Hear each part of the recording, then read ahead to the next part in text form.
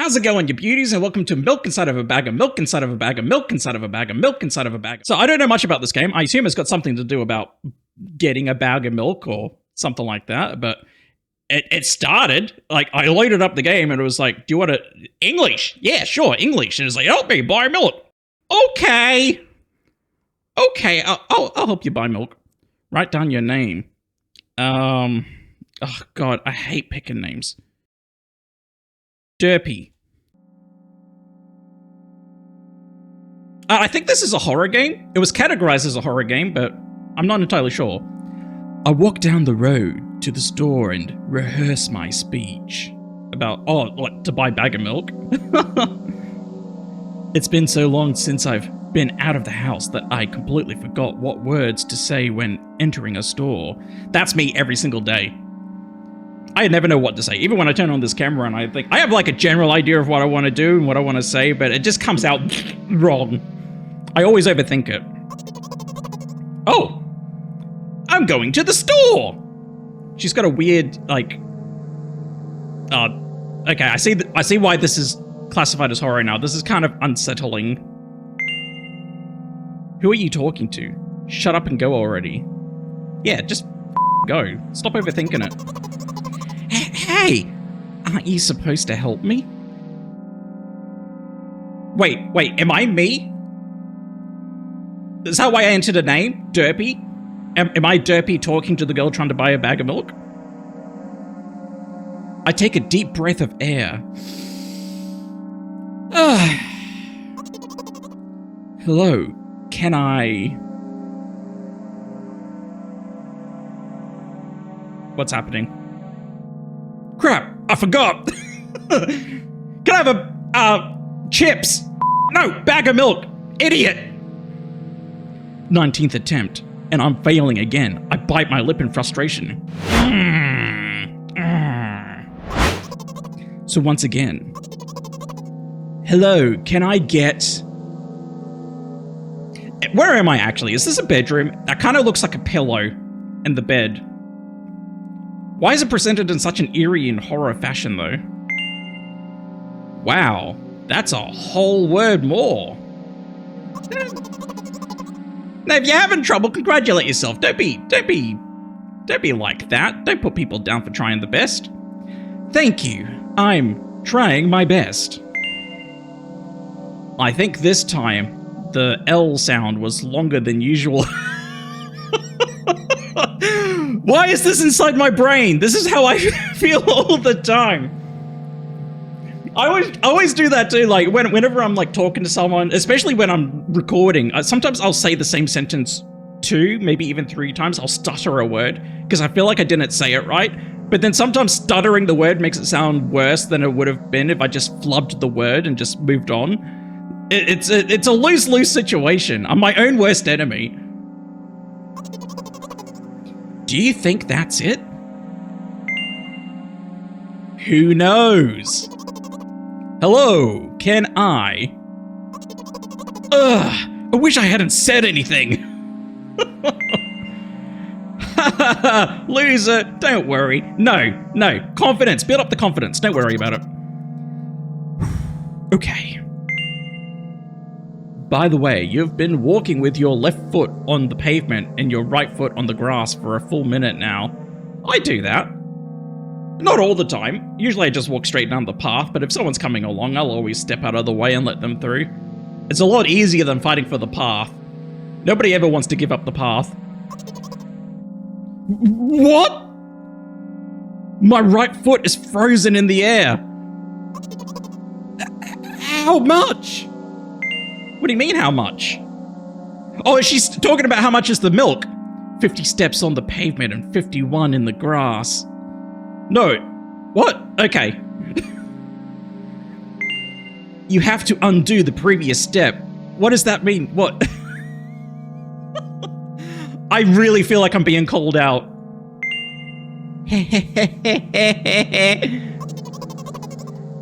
How do you imagine that? What, take a step back? Yeah, that looks worse. Don't take a step back. Just correct yourself and move on. It's not the first time this has happened. You've been taught the right way, haven't you? Come on. You're so stupid. No. Positive reinforcement. We've been taught the right way. We can do this. I don't remember. You're not even at the store yet.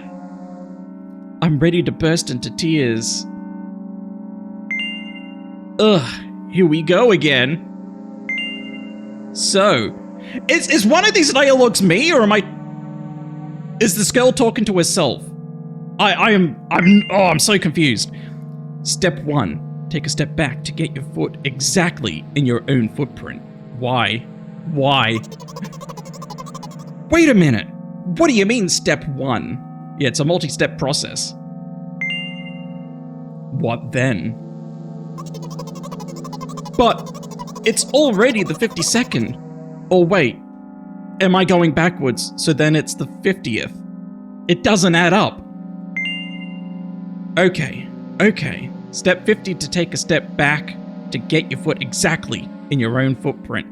Oh god, yeah, so this game's all about overthinking. This is my life in a nutshell. See, I'm doing it now. I start saying something, I'm like, is that what I mean? And then I'm like, no, just go with it. Just own the mistake. Could you rephrase it? Just a little bit confused. You can't just repeat a phrase without changing at least one word. People don't talk like that. Do I do that? I actually think I do repeat myself when I try to rephrase something. I try to get people to understand. In my attempt to get people to understand, I often make them more confused. This is oh, you're hopeless. No, don't do this to me, game. Don't do this to me. You make it sound like it's my fault. The store closes in an hour, so... yeah, if you need that bag of milk, you just gotta go. You will be very, very guilty if you don't buy milk. It can wait till tomorrow, can't it? How desperately do you need milk? Damn! Really? Well, are you ready? Hell yeah! I carefully move my foot backward, looking carefully into the dense grass. We're still walking. Oh, this hurts me. It hurts me how annoying this is, but how, like, true to who I am as a person this is. Oh, we've moved on. We're out of the bedroom. As I enter the store, I turn to the first person I see. Hello, can I... Damn, I forgot what to say again. Wait, is that a person? What the hell is that? Oh. Excuse me. What? Oh. Oh? Excuse me.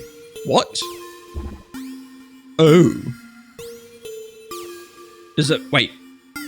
Is this stuck on repeat? Excuse me, what? Oh. Does it actually want me to press O? Excuse me, what? Oh. Am I supposed to click something else? Oh? You shouldn't have done that. Done what? What did I do? Did I clicked on it? Was I...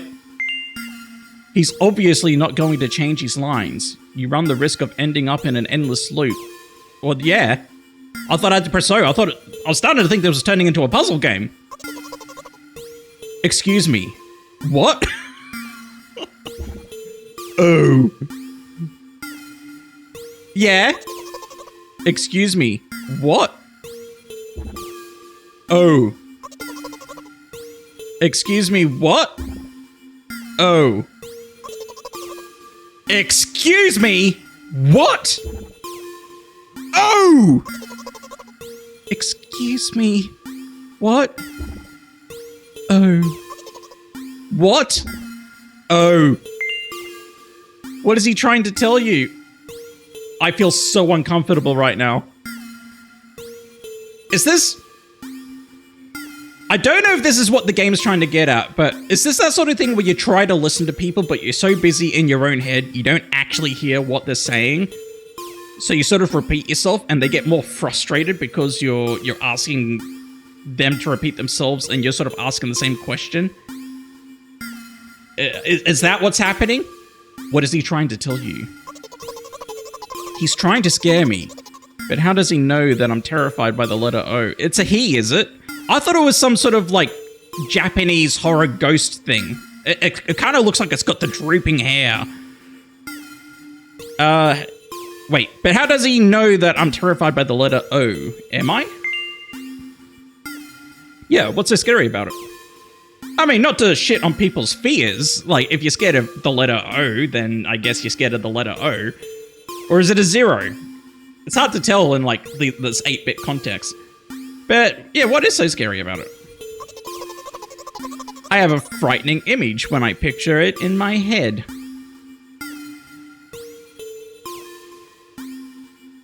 Really? I can show you.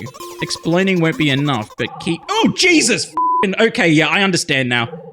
I understand now. Is that an eyeball? Or is that like a well? Like a ring? Something like that. Okay, I get it now. I get you. Yeah, I'm kind of scared of O's as well. So I'll just continue to ignore his question. Alright, game, I can see. I'm starting to understand what kind of game you are now. What? We're not doing this again, are we? Oh! God, can we... Please move on from the O. What? Oh! Press an O just in case. What? Oh. What? Oh. I gather all my will into a fist. You're not gonna knock him out, are you? Oh? Oh! And they're gone. Ba-ba-da-da-da, my what the hell is that word? My interlocutor shook and crawled away. Okay. You just repeated after him. What? You just what, I'm chasing him? And it worked. Do it more often. Oh, you just say what they say. Oh, is that... okay, is this saying, like... When you don't know what to say, you just sort of say what the other person says? I do that. I have a bad habit of that. I copy people all the time. Sometimes I don't realize I'm doing it. Even though I'm in the early days of this YouTube channel, I do that too. I repeat phrases that like my idols, my other YouTube content creators do, and I don't mean to do it. It just happens. It's what I'm thinking about. And it worked. Do it more often. Wait, I said he crawled away. Did he really crawl away? I mean, I didn't even look in his direction. I mean, he looked like the sort of thing, if it is a he looks like the sort of thing that would crawl away. When exactly did you say that? Just now. In my head. This game is too real! I've got a mate who does it as well. Both myself and my mate, we have a habit of having these imaginary conversations. We think we've told each other what we're saying, but all we've done is thought it. It's never actually come out of our mouths. Personally, I didn't hear it. You're just trying to distract me. Yeah, and then you defend yourself like, no, I definitely told you that. I remember saying the words. It's you who have forgotten. But I know that my words were shown on the screen. Is this game gonna gaslight me?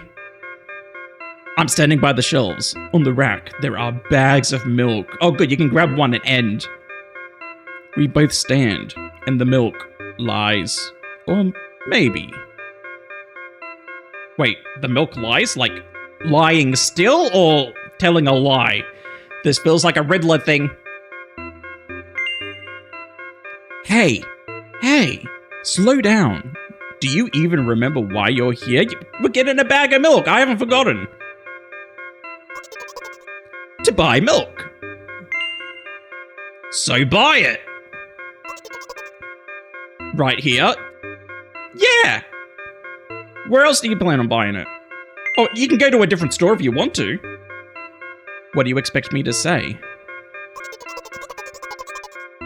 I guess something like, not here? Oh. And then you second guess everything you do. You feel like everything you're doing, even if it's right, it feels like everything you're doing is wrong. And then people tell you, no, you're overthinking it. And then you overthink that you're overthinking it. Oh, God. This is actually giving me... This is low-key giving me anxiety, because this is how my daily life pans out. Not here. Take the bag and go to the cash register. You're getting on my nerves. Yeah, go to the cash register. Just calm down, take a deep breath. And just, you know, stop overthinking. I guess the first sentence. And you, as if out of spite, didn't pause before the second one. You want to rob me of my little victories. What are you talking about? I sigh and reach out to take the milk, or rather, the bag with the milk inside.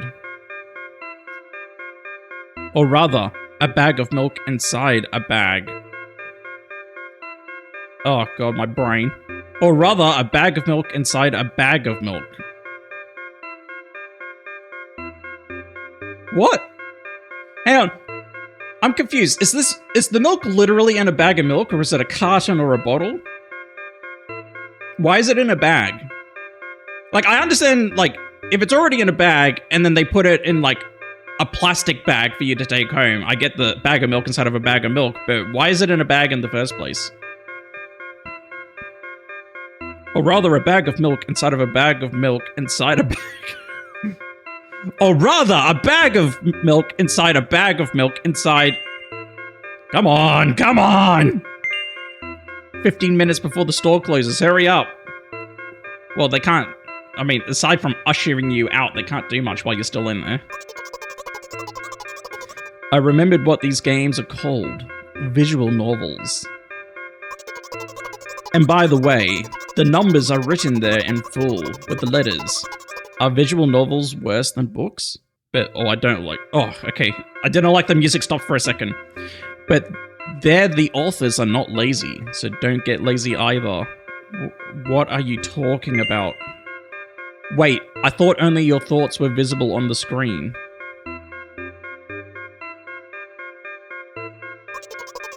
Not anymore. So watch your mouth. Heh heh heh. Oh, my brain. I feel like blood's gonna come out of my ears. Ahem. Anyway, you heard me. Hurry up or you'll get it at home again. Oh no, is she... Oh, no wonder why she's an overthinker. She gets abused at home. I'm on my way! From misery to happiness, oh yeah. Hello? Am I looking at a cash store clerk? What am I looking at? It looks like a barcode. This hurts my brain. Hello. Can I get some milk, please? That's pretty good. You stuttered a little. I stuttered too, but you got it out. Oh my God. Is that E.T.? You have it! Ah! Give! E.T., what's up, bro? It's been a while since you've gone home, but you don't need to get cranky. I put a weighty bag on the register. Of course, not just the bag, but the milk too. Hi, can I have it, please? No! You need to give the dough! Please! No! But please! Mum will throw me out of the window if I get back without milk. No! But why not? Give more! But I don't have anything else. Hey. What? They hate you. You are pathetic. Pay for the milk. Yeah, pay for the milk. Haha, really?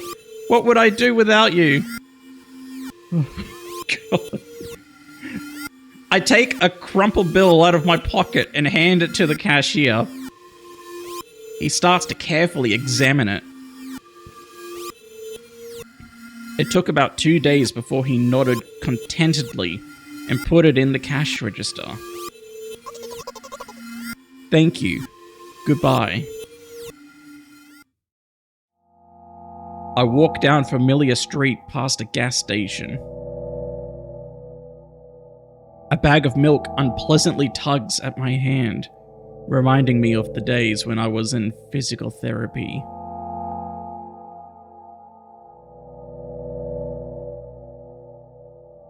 Why were you abused so badly that you were injured to the point where you had to go to physical therapy? By the way, they gave me a bag at the checkout, so now I'm carrying a bag of milk and another bag. Yeah, that's what I was thinking. Don't think anything of it. I just love the pyramidal structure of verbal constructions. What? The gas station is getting closer. How are you feeling? Yeah, it's funny, like, that they use gas station as, like, an eerie setting. Because I kind of feel the same way. I don't know what it is about gas stations. Like, during the day, you know, it's fine, whatever.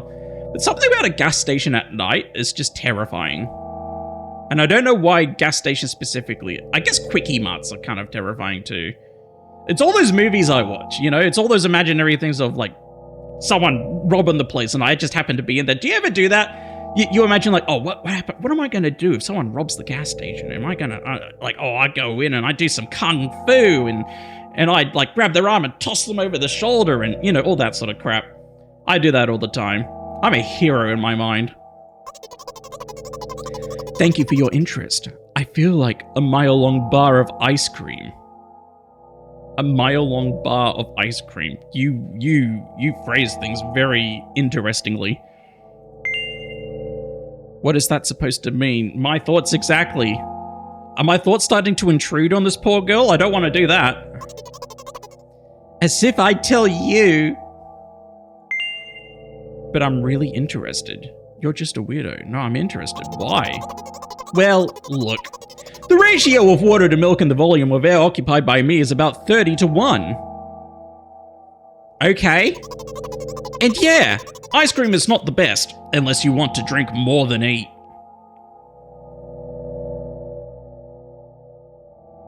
Depends how much ice cream you're having. What? Oh, my head's getting done in. Anyway, the road from the store to the gas station is a stick. And the road from the gas station to home is ice cream.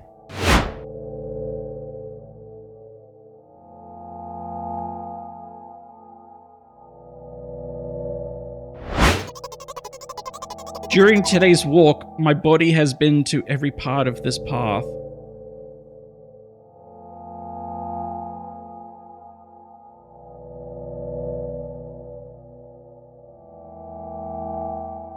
Oh, this goes way beyond what I do in my brain. This is next level overthinking.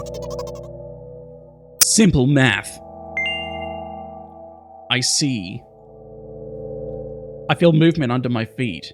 Asphalt grains. Petrol stains. That rhymes. That's good. Keep going.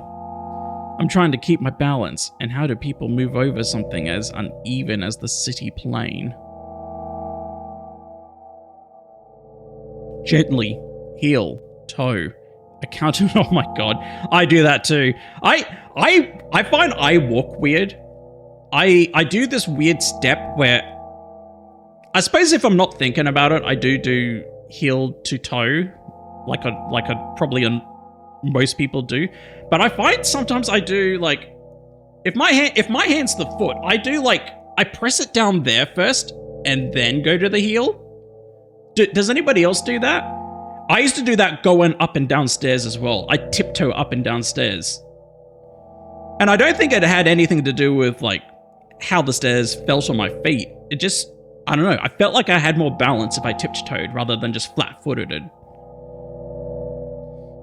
I count in my mind every meter of the path I walk.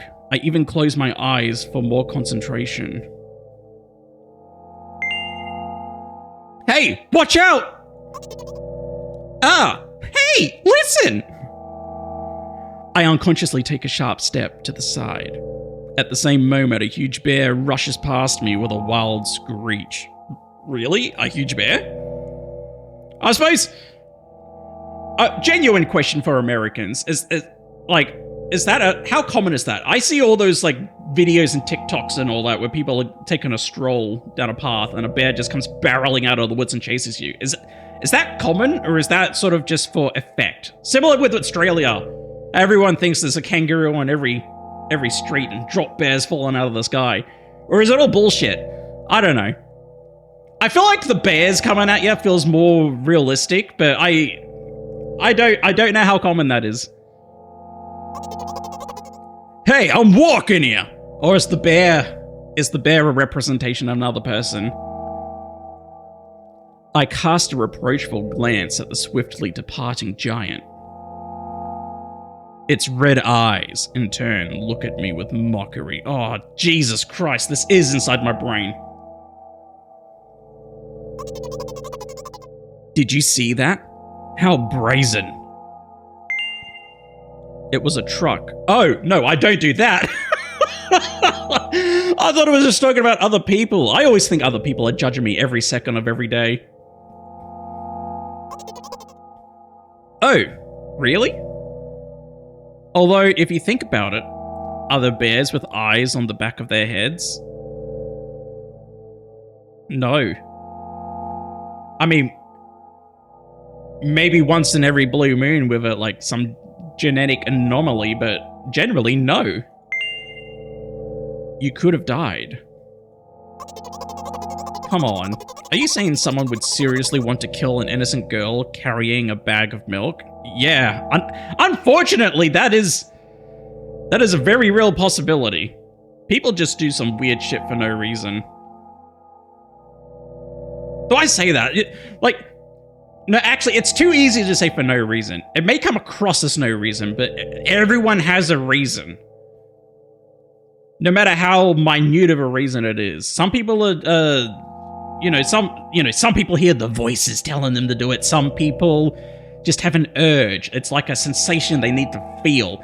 It doesn't really matter. There's no such thing as no reason. There is always a reason for everything. You just gotta figure out what the reason is, no matter how silly it seems. You're sick. The world is a cruel and dangerous place. Yep, it is. I'm not in the world you're talking about. Wait, is this gonna break the fourth wall? Is she aware that she's in a video game? That's not a corpse, is it? My journey continues. Where am I? If you think about it, the road from the store has one interesting property. It adjusts to me in the most bizarre ways. When I am in a hurry, all the traffic lights turn off helpfully. When I feel like crying, a cloud appears over me and pours rain, streams that hide my tears.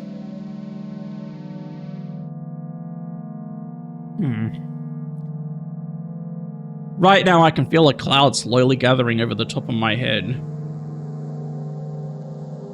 I'm sad.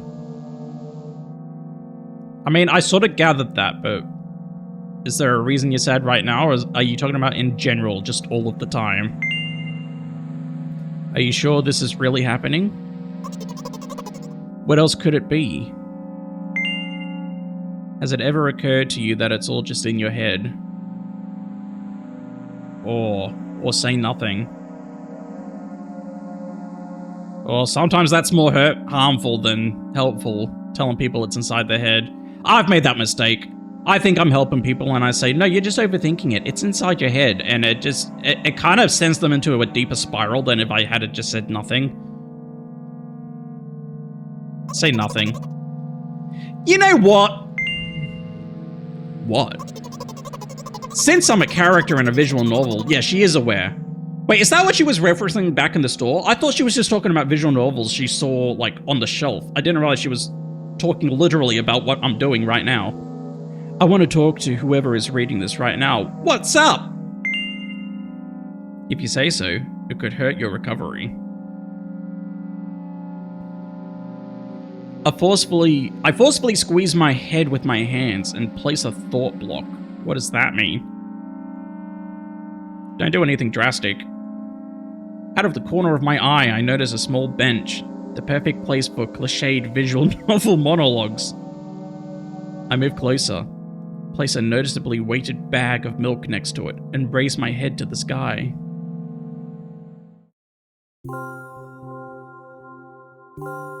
So, are we looking at the sky right now? Is that supposed to be a cloud? I am wondering, are these black squares barcodes? Can you actually scan it with your phone or something for secrets? Listen. I'm a little embarrassed. I realize that I'm going crazy. The medications are becoming less and less effective, so... Ultimately, things will happen painlessly. I hope. Do you know what I'm talking about?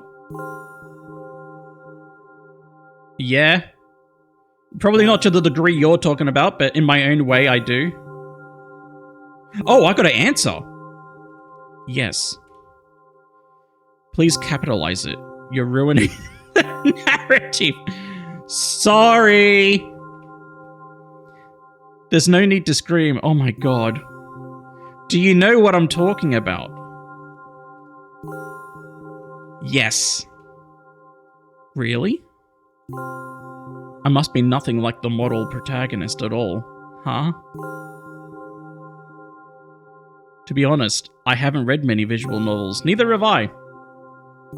Sometimes I regret it, because now it costs me a lot of effort just to distinguish between letters and words. Oh my god, this feels so real. I spent a long time not reading anything. I used to read when I was little, and then I just... Like, somewhere in the, like, late primary school till, like, now, I just stopped reading. And I got some books recently because I knew I wanted to do YouTube. I'm like, well, I'm pretty shit at talking. I should start reading to myself to get better at pronunciate. See what I mean? To enunciate, pronunciate, and all that, different words, and get myself into the rhythm. But it's hard. Because I don't recall it being an issue when I was young, but I have a habit of, I'll read a sentence, or a paragraph even, and my mind just ejects what I've read. I can't hold on to the information. I have to read it a couple of times before even a fragment of it just sits in there. It's really painful. It's really debilitating. It makes it really hard for me to do anything. It's like, if I go to like TAFE or anything like that and I study, I can get through it.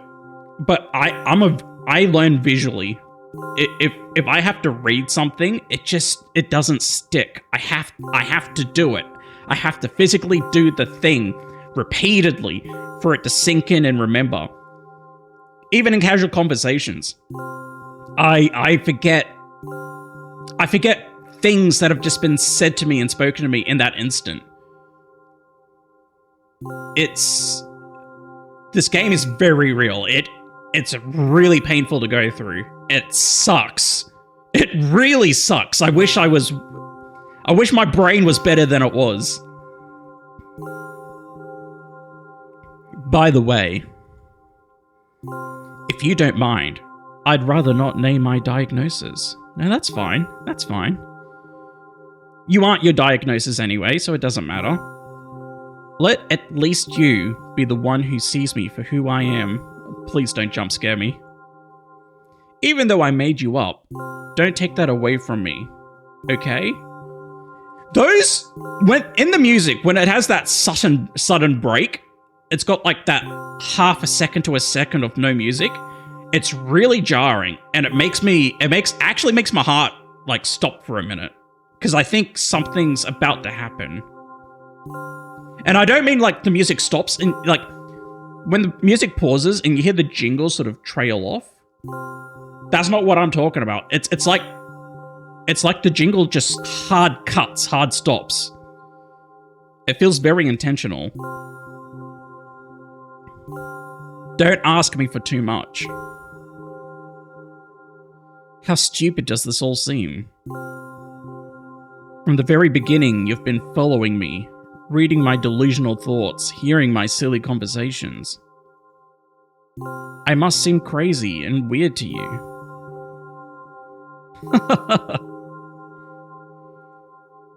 What is it like to see the world through my eyes? Very relatable if I'm gonna be honest. It's like I said, it's not as extreme as what this is portraying, but I relate to a lot of it. Ever since something happened, all I see is red blood everywhere. Oh my god, is that why the screen's the way it is? That is horrifying now you've said that. No, don't worry about me. I got used to it a long time ago. Admittedly, I'd even forgotten what other colors look like. Come on. Those monsters from the store, they didn't scare me at all. After all, I know they won't hurt me. Sometimes I think that they themselves are afraid of me, which is true. Everybody you're afraid of probably has their own fears. A lot of it's an act. Can you imagine that? By the way, if you want to ask me what happened, please don't. Promise? I promise. Does this work? I'm serious. Of course, you couldn't help but ask. I didn't ask! In the end, I'm just talking to myself. Sooner or later, I would have brought it up. Was there a phrase I could have said to make her not do this? I didn't want to bring it up. So you're really that interested in what happened to me?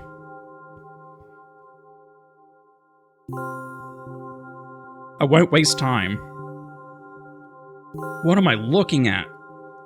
What do you see? I don't know. I can't tell what I'm looking at. Like, I can't even hazard a guess. I can't make anything out of this. Give me a minute. I'm trying to see if I can piece together a picture. Is the pink blob on the left, this general area here, is that a person? And is the thing to the right, is that a bed? That's the closest thing I've got to any hazard of a guess.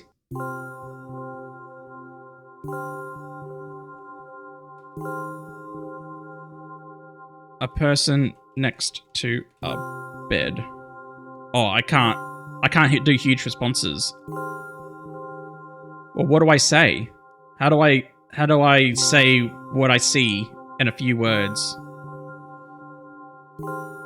A bedroom.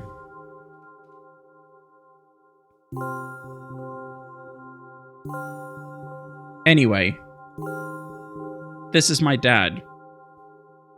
Oh no. This is going to be a grisly image, isn't it? I don't know if it's actually going to show me. It probably can't show me because of how she sees the world, but I feel like this is something really horrible happened. Some of his parts, at least. Yeah. Yeah. We do have a very difficult family. But despite all the problems, I never would have thought... Sorry. I shouldn't have raised my voice. You didn't raise your voice. It's all good. Take your time. Anyway, he jumped out the window and died. This is my last memory.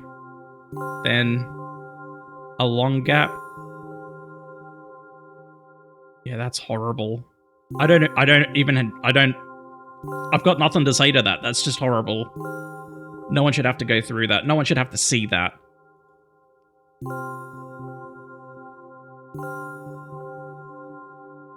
Strange. Very strange. Today's the first time I've ever been able to buy something in a store without a major incident. Of course, the medicine helped me. However, I think it's more your merit. I'm not sure I did much. The credit is yours. You're the one that did it. I kept thinking, we mustn't screw up in front of the reader. Or, oh my god, what will he think? Haha, how do you know it's a he? How do you know it's a he?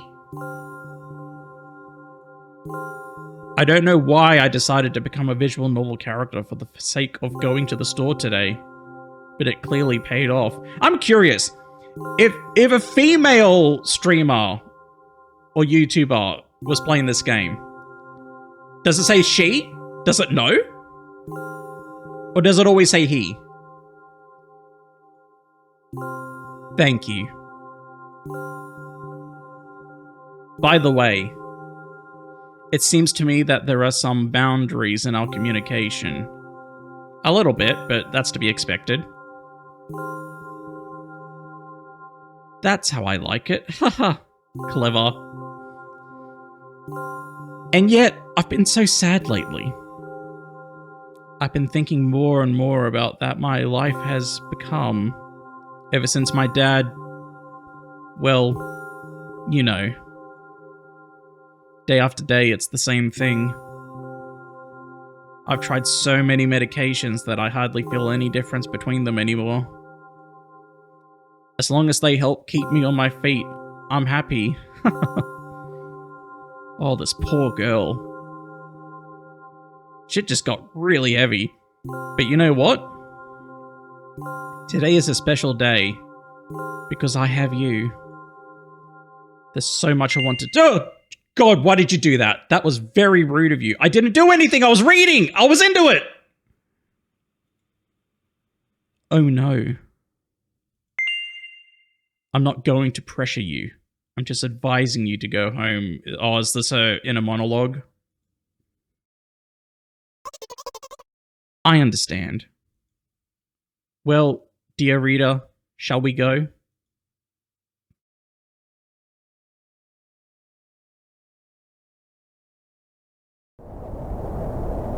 When I get to my floor, I hang over the railing. Oh shit. Don't do it. Don't do it.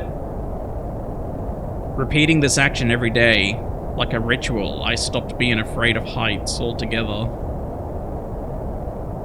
A few minutes ago, the effects of the medicine finally wore off, so I just enjoy the blissful silence. When I am under the influence of drugs, terrible and unpleasant melodies sound in my head, mixing with the sounds of the world around me. They create a terrible dissonance in my head. I turn around and go to my apartment.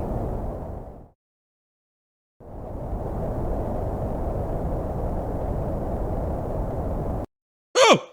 Hi! Hello? Is that you? Whose face is that? Oh, it's Mum! Did you bring the milk? Hi, Mum.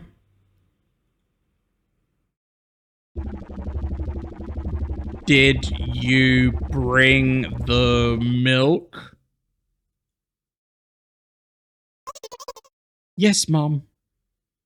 So I'm curious, did the like, they haven't confirmed. I'm assuming she's being abused at home by her mother, but did the abuse start after what happened to her dad?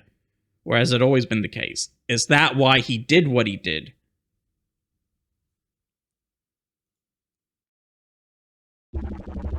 Did your new medicine help? Yes, Mom.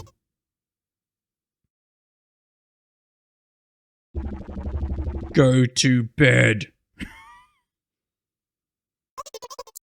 Yes, Mum.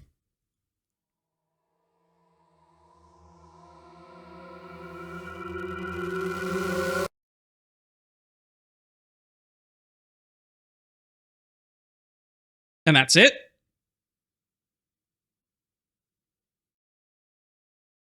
Does it just happen again? I don't feel like there's going to be too much different. Besides, I don't have time for that. I've got to get into the next game. Because this game has a sequel called Milk. What is this one called? Oh, wait, we've got a cutscene. Is this one animated?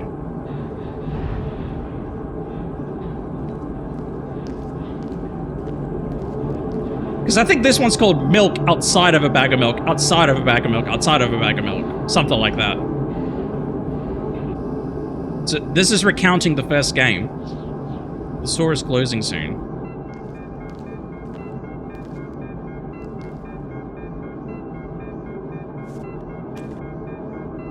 See, I don't consider that a bag. Or the ring, she saw the I, the O.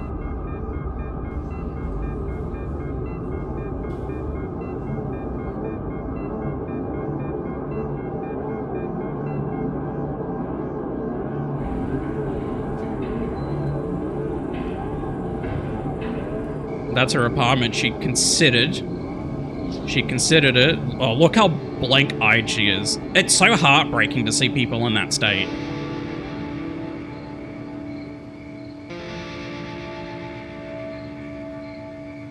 Is that what she was seeing? The streetlights? Wait, so was it nighttime when she said this?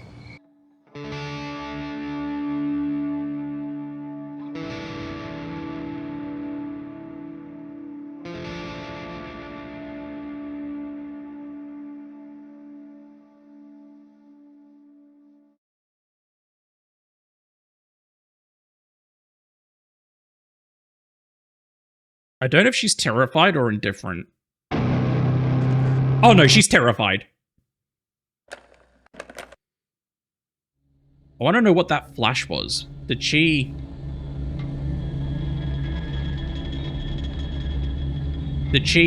Was that flash of the incident with her dad? Ballsy if they flashed that on the screen. Milk outside a bag of milk, outside a bag of milk. So you can't continue. I thought maybe it continued on from the first game. I thought maybe Steam could read what you've done or something like that, but I guess it doesn't matter.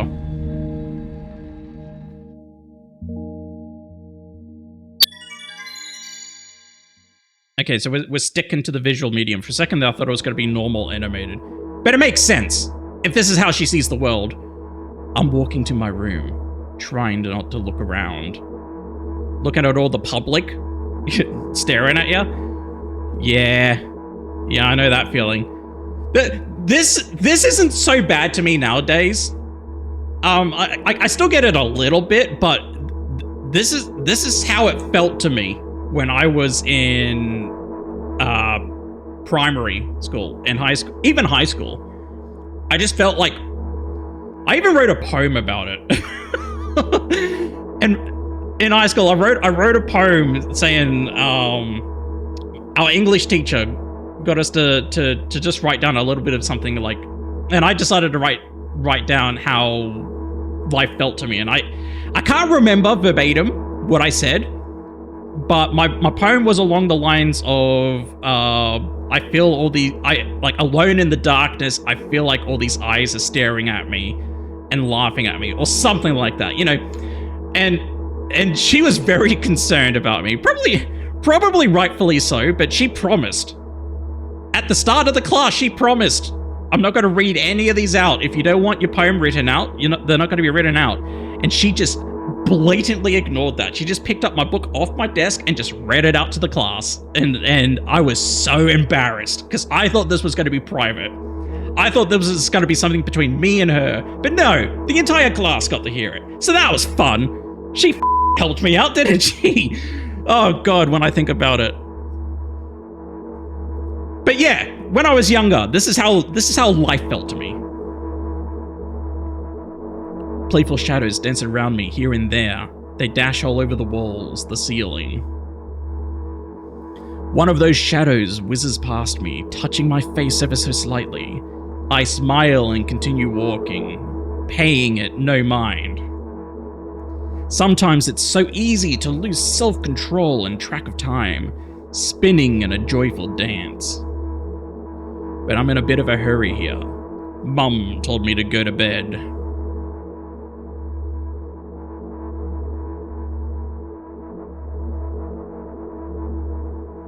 The visuals are a massive upgrade, aren't they? I really like this style. Nothing wrong with the original, nothing wrong with the first game, but this is my groove. This tickles my eerie bone. I walk past the kitchen on the way to my room. The door is shut, but I can still feel the chilling air coming from the other side. My first thought is that there's a living corpse blowing into the keyhole, laughing mockingly. Ha ha ha! That's so silly. I'm absolutely sure we have no corpses in our kitchen. I know for sure that we've never had any corpses in our kitchen. I'm absolutely sure of that.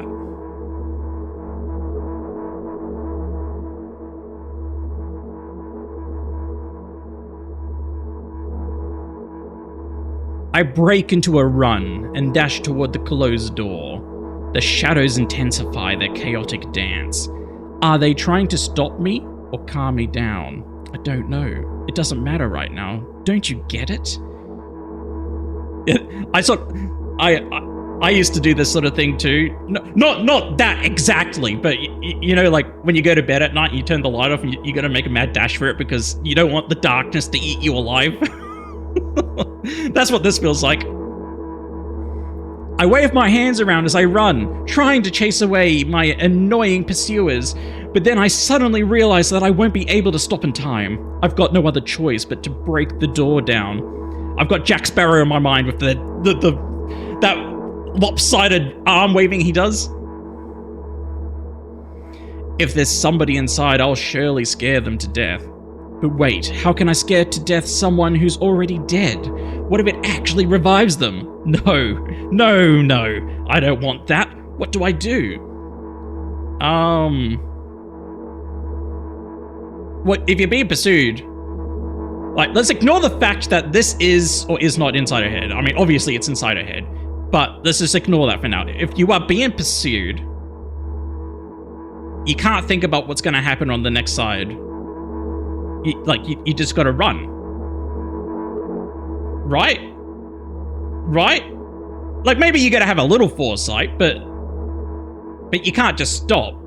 You gotta keep going. I couldn't fully complete my thought when my shoulder hit the door and it flew open. You barge... Douche!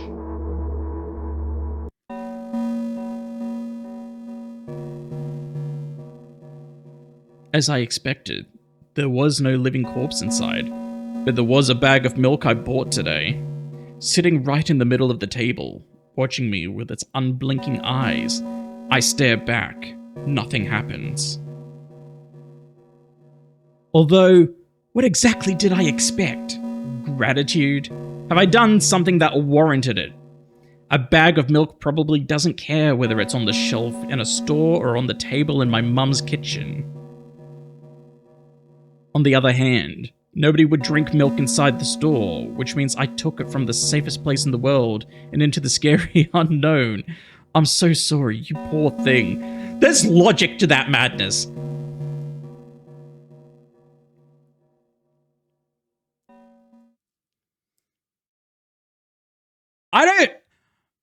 I've been talking a lot about how I overthink things. I don't overthink things to that extent, but I do. I've reached a point in my life where I think about all the little insects and little animals. Like some I waver away. Spiders, nah. Spiders someone else can deal with it. I can't deal with spiders. But little tiny spiders, non-poisonous spiders, sure, I can sort of scoop them up or whatever. But huntsmans, nah, can't do it. But yeah, I think about that sort of thing all the time, where she feels guilty for taking a bag of milk from its safest possible place to a home where it's probably going to get drunk.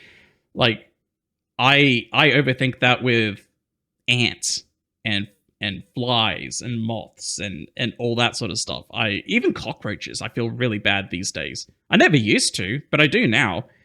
It feels like as I get older, as I get older, as time is getting more fleeting, I just start thinking about all these things that have way less time than I do, and just how much it sucks, how much their life must suck. And they see, I'm overthinking it now. Like, do they are they even aware of what kind of life they're living? Do they care? Are they just in survival mode? Do they have thoughts? Do they have dreams? Do they, like, I don't know. I feel bad about it. I worry about it. And then I think about all the stuff I did when I was a kid. I used to, like, grab little baby lizards and stuff and put them in a swimming pool and go on, Mr. Lizzie, have a swim. And then, of course, it would drown. I didn't mean to do it. I thought I was just, like, playing with a lizard. But I think back to all those times and I feel horrible for having done that.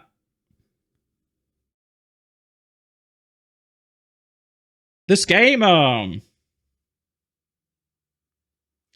game's interesting, the thoughts it provokes in me.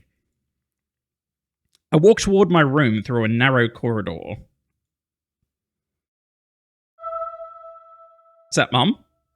That looks like Mum's face. I meet a familiar, formless creature at the door. It locks me in its clutches and starts sniffing every inch of my body like a hungry dog. Is your mum, like, searching your body or something? And what's with all the tentacles? I want to see the flash again. Yeah, look at all that. I'm not struggling. I know it's useless. I just stay silent and endure its tight grip that stops me from moving. Is she just loving you and you don't want to be loved? What's happening?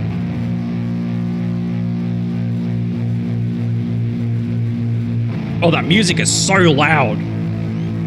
After sniffing me from head to toe, the creature holds out its ugly paws, bearing a single claw, thin and sharp like a blade. Again? What? Again what? I stare questioningly into the monster's bottomless eye sockets. Don't move.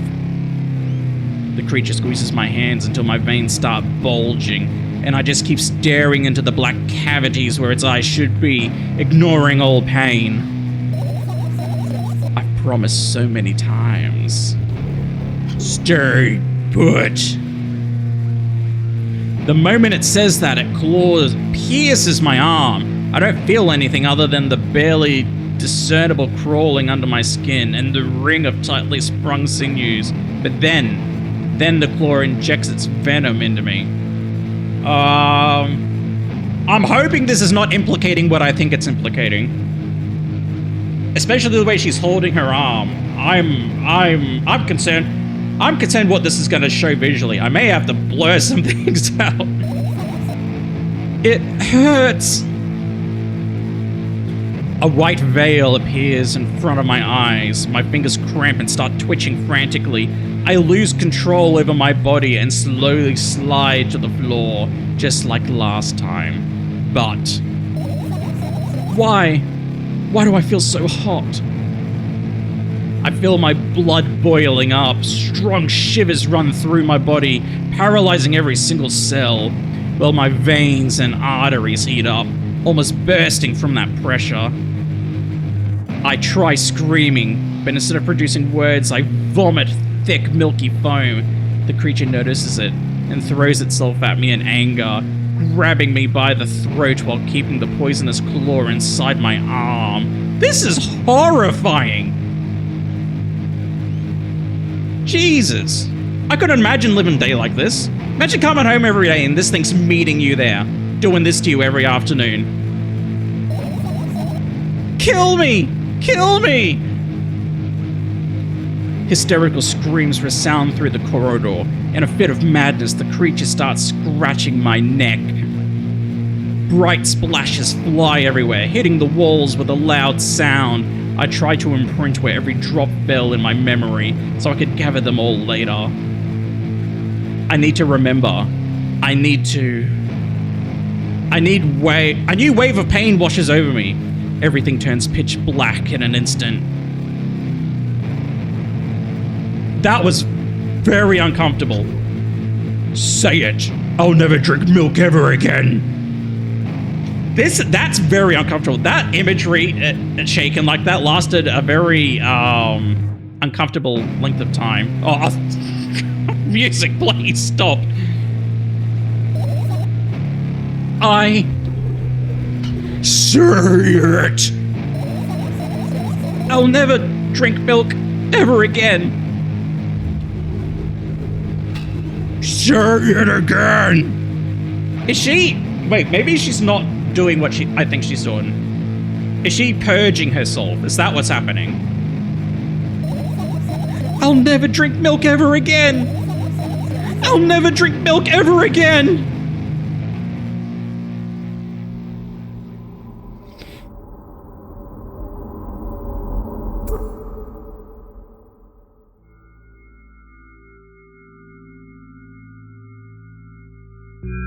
Oh, how interesting is that?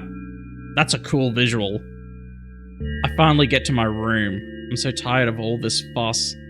Thankfully, I still feel comfy and warm in my room. Even the weird sounds coming from the outside don't make me anxious at all. Mum told me to go to bed, so I need to perform all the needed preparations. I've washed my face, and now I'm standing in front of the mirror with the toothbrush in my mouth. What is behind her? What is that black... Is it an eye? Is there an eye behind her, watching her?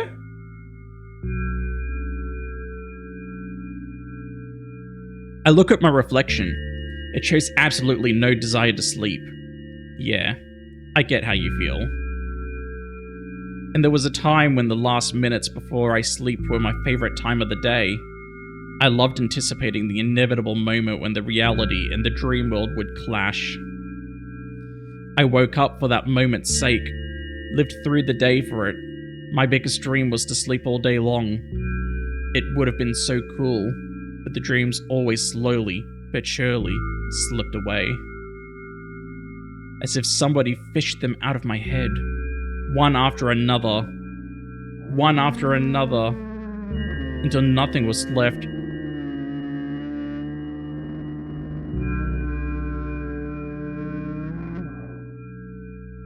That was unsettling. That was so loud in my left ear. Jesus. And now I have to sleep again, even though I don't feel any need for it. Oh, I'd never want to hear that again.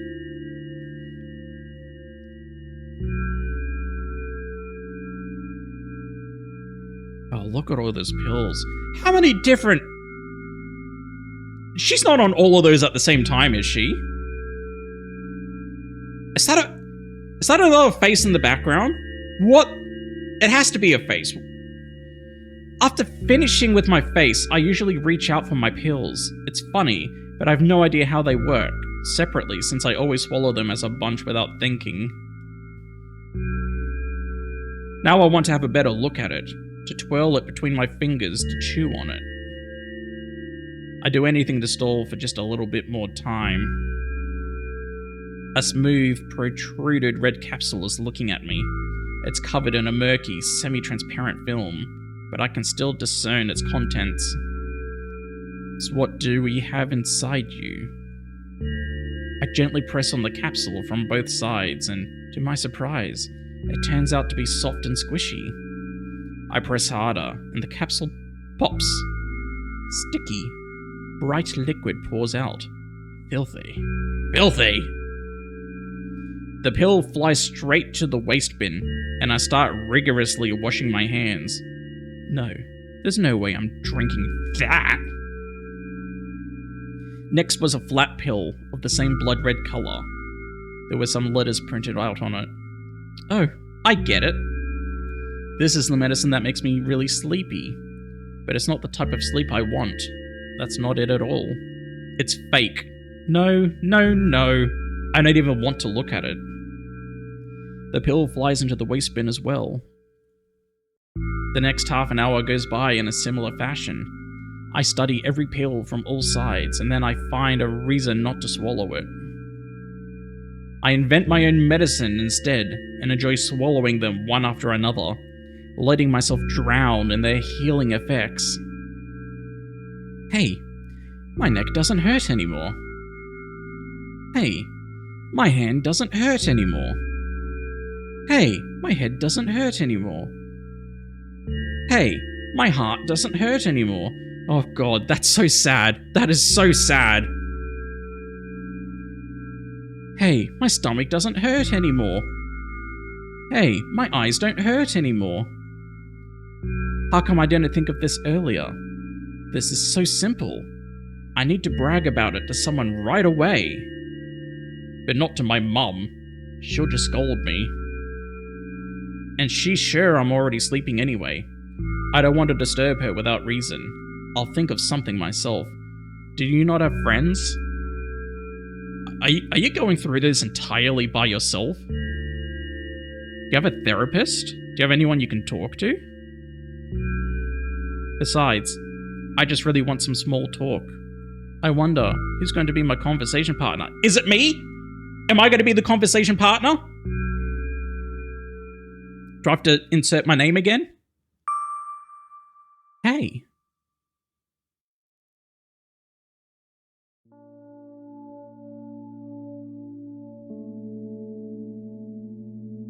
Does she not even have a bed? Does she just sleep on the floor? Hey, long time no see.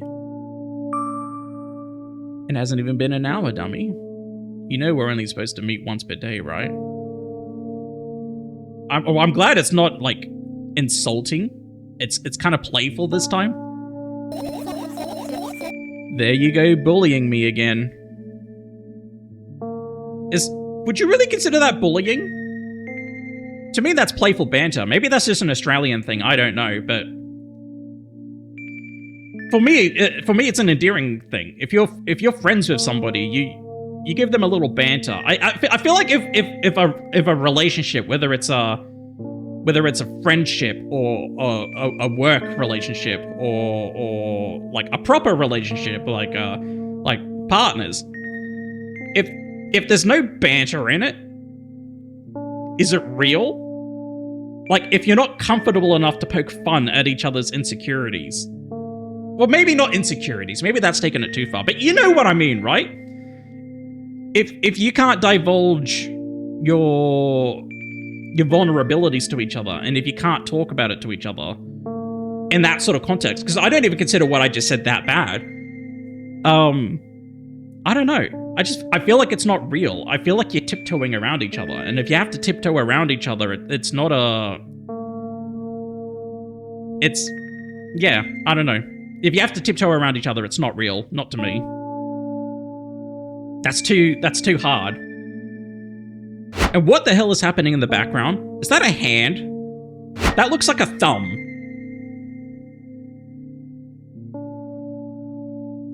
Is that a finger? Is that a thumb and a weird sort of morphed hand and a finger poking into something? What the hell is that? Anyway. Aren't you even a little bit happy? Not even the slightest bit?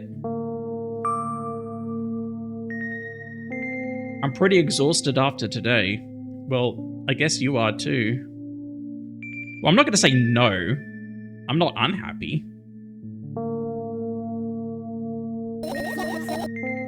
That's not true. You need to go to bed. No! You've been in control for way too long already. It's my turn now. Alright? Oh, so this isn't me. This is the subconscious. Was it the same thing in the first game? Was I the subconscious? I should have picked up on that. I probably was. No wonder why I was so confused. I'll just stay silent until the medicine's effect wears off. How about that? Hey, you can't do that. You need to do your best to make me feel better. That's exactly what I'm doing. What a bully. Actually, why am I even worried about this? In reality, I don't need you at all.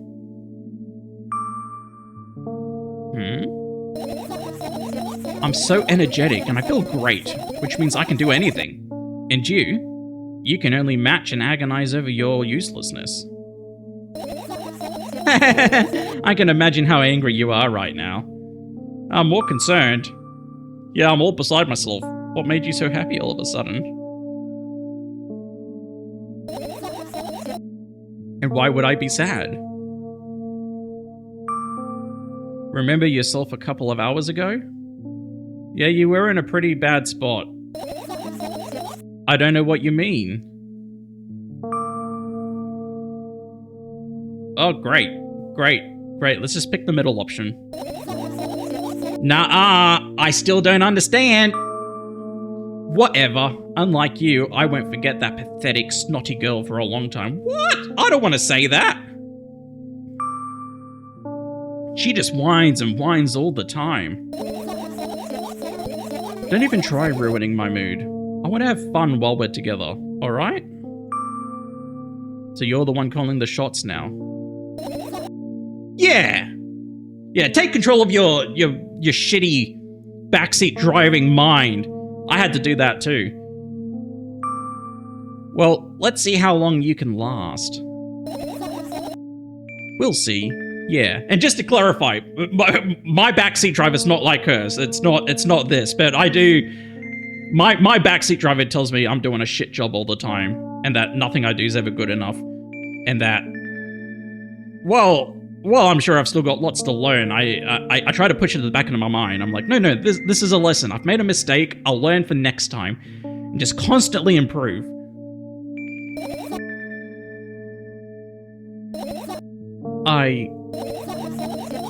Am I really that pathetic? No, don't let it win. Don't let it win. You can't let it win. Say something. I can feel tears streaming down my cheeks, hanging from my chin, and then falling on my clothes, burning holes in them. That was fast, but not unexpected. Jesus. Hey, at least I tried. Go wash your face, then we'll decide what to do with you.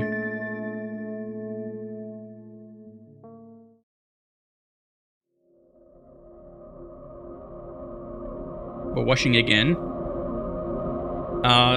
This looks a little more... What's with the specks? Were the specks there last time? Why are the splatters on the back of her jumper? I'm in front of a mirror again. I keep staring at my reflection, trying not to get distracted by the sneery looks the walls are giving me, trying not to drown in their giggling. But then me in the mirror also shows me a creepy smile, bares her teeth at me. Is that why there's a giant eye in the background? It's that sense of, like, the world's watching her? I shut my eyes, but that doesn't help. It wouldn't have helped, even if I sunk through the floor. I start counting in my mind. 2 squared, 2 by 2 squared, a square squared, a square pyramid squared, a pyramidal structure cubed, a pyramidal structure hypercubed.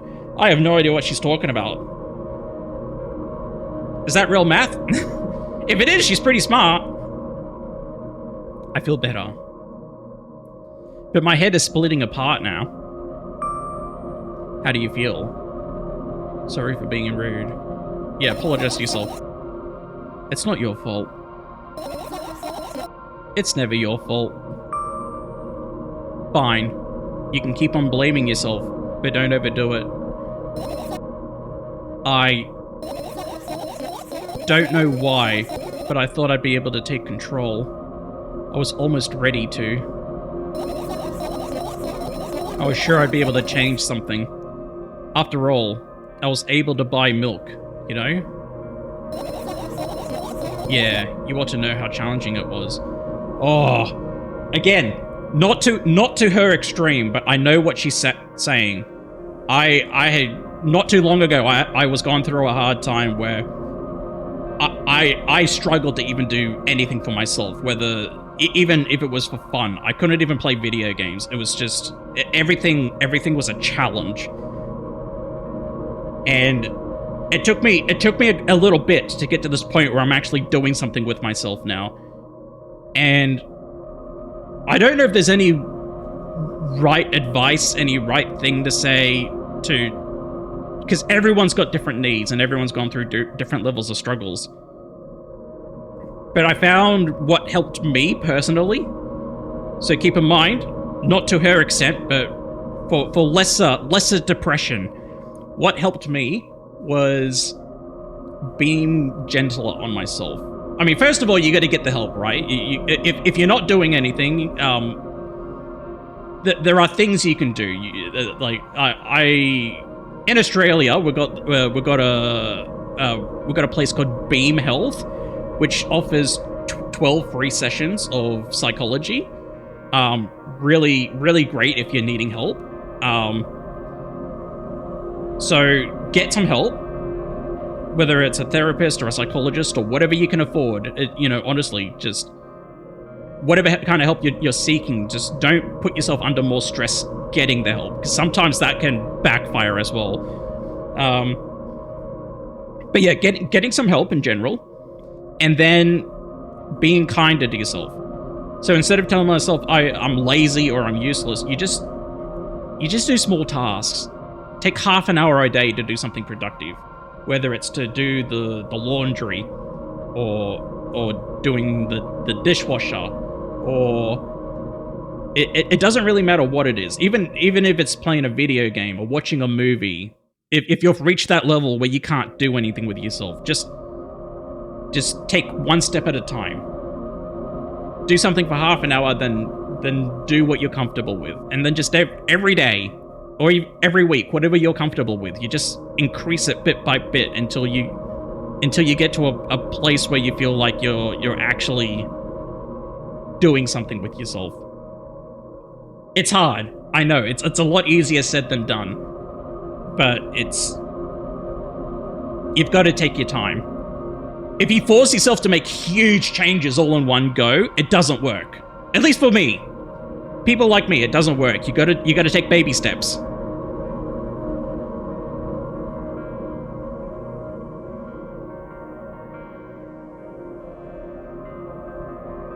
Oh, we're not back here, are we? Don't think about it. Don't even think about it. Is that why you threw away the medicine? What a stupid decision, right? Yeah, unfortunately, it sucks, but I don't know. You gotta be careful what to say with this stuff, because everyone's different. Everyone's circumstances are different, and everyone's medications are different. My case is very mild compared to what this is delving into. But I feel like if you're prescribed medication, you should keep taking it until a professional tells you otherwise. And never decide your own doses. There's a reason why they prescribe certain doses.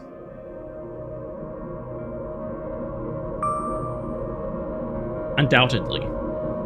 Whatever it was your decision.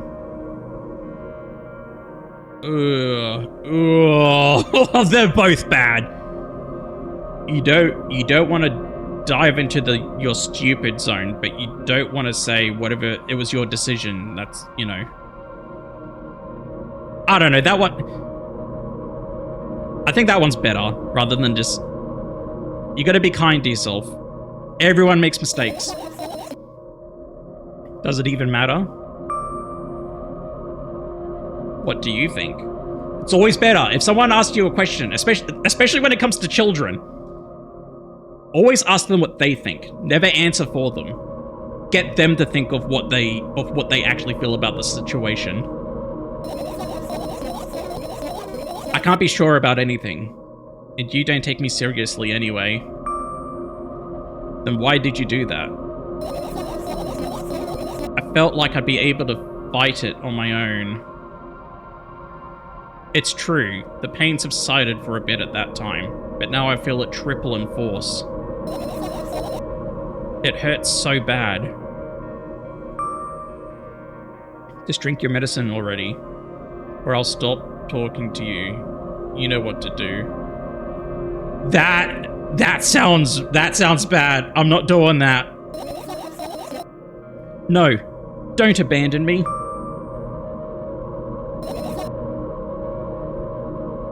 Dejected, I reach up for the shelf with my medicine. I swallow the pills one after another, chasing away the unpleasant visions that keep floating up in my memory. And yet, my mind still draws a terrifying picture. Lumps of coagulated blood in transparent coating travel down my esophagus, scratching its soft walls, leaving behind furrows. I shake my head violently. I don't care if it makes me feel dizzy or worsens my pain. I just don't want to think about something so repulsive. You still haven't changed. What do you mean? You're afraid of being alone, and this worries you much more than the pain. Yeah, I guess so. I toss the last pill into the air and catch it with my mouth. I knew this was gonna have like horror elements, but I didn't realize how dark this was actually gonna get. These are heavy subjects.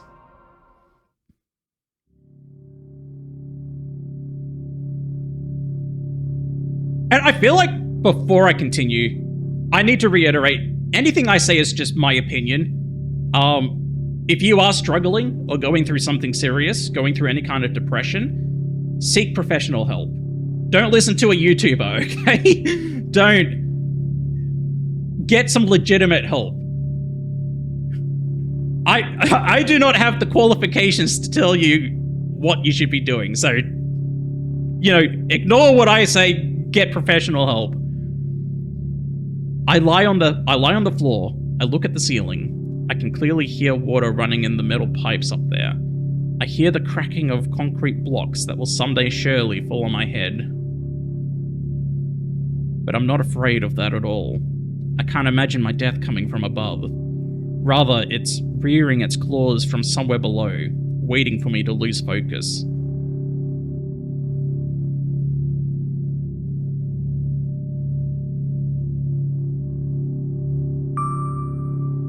Do you want to talk about it? No. I've had enough of talking.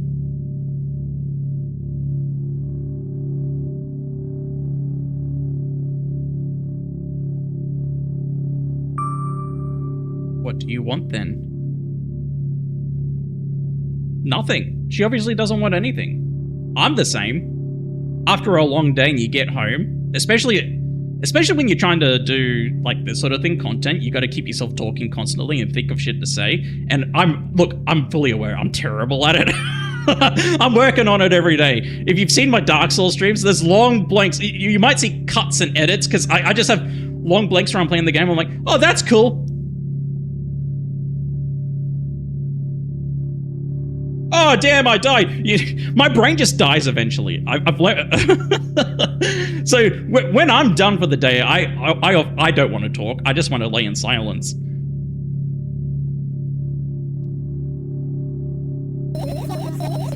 I just want to lie down for a bit.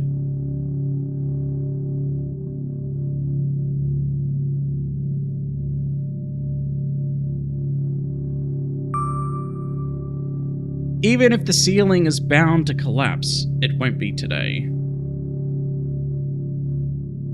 Is that a reassuring thing to say, or is it worse that I'm bringing it up at all? I guess we're winging it. Can you stay silent, please? Oh, right, I forgot she wanted to sit in silence. Oh, Jesus. I need to get my thoughts in order. My bad. I just wanted to say something for the viewers. Are you on the roof? I carefully extract thoughts that are yet to be fully formed from my head and lay them out on the ceiling in orderly rows. Now it's my corkboard.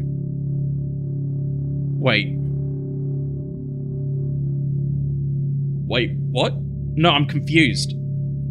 Hang on. The window looks upside down. The shelves look upside down. the computer... But the computer's up here with me. Is the door upside down? I can't tell. This is really confusing.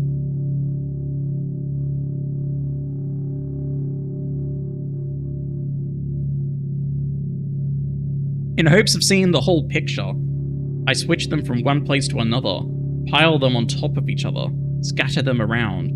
In the end, I throw them off with my hand, annoyed, and start over. I can't do it.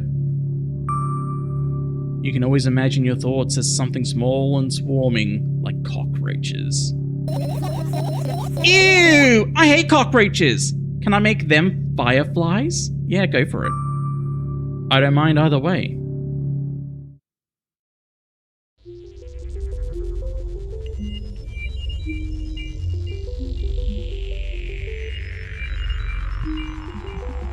I don't even have time to blink before my thoughts, the fireflies now, start swirling all over the ceiling of their own accord, forming whimsical patterns.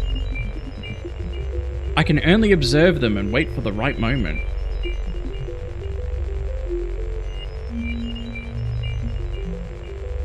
It's just, that moment doesn't come.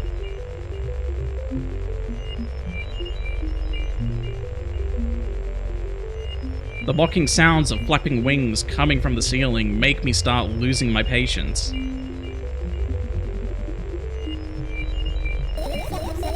Enough! I hate you!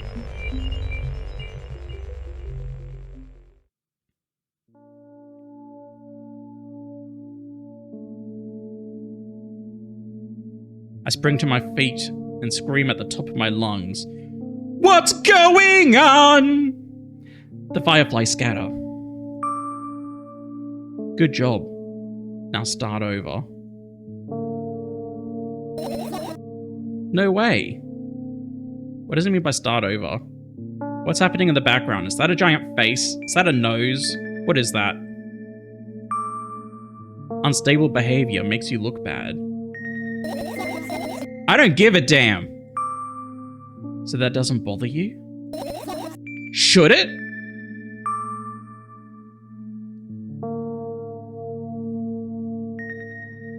Oh, what do you say? Oh. Her unstable behavior isn't that unstable, like, in terms of what she's saying. Like, you know what I mean? But the fact that she's having hallucinations and seeing weird shit, that's... Oh, what do you say? No? I don't know if there's a right answer. They both can have bad outcomes. A lot of people act like this. Really? There's nothing shameful about snapping at someone, if you have a reason for that. It depends. I think lashing out at people isn't the right thing to do, or the right way to go about things, but having the emotion is normal. Like, it really depends on the scenario. If it's bad, if what's happening is life-threatening, or someone's going to injure themselves, I think that's okay. That's pretty normal. You want to snap someone out of their bad decision in the moment. But, you know, general things. If someone does something you don't like, but there's no serious consequence to it, you shouldn't snap. You did have a reason, didn't you?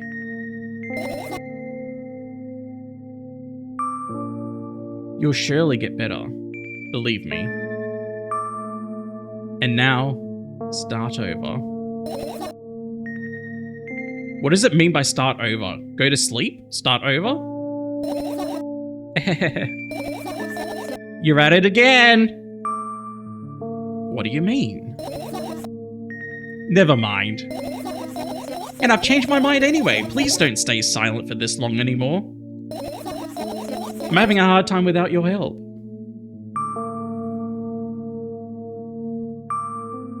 fine. I raise my eyes to look at the ceiling once more. Sadly, all my fireflies seem to be hiding somewhere. I need to find them. Forget about them and go to bed.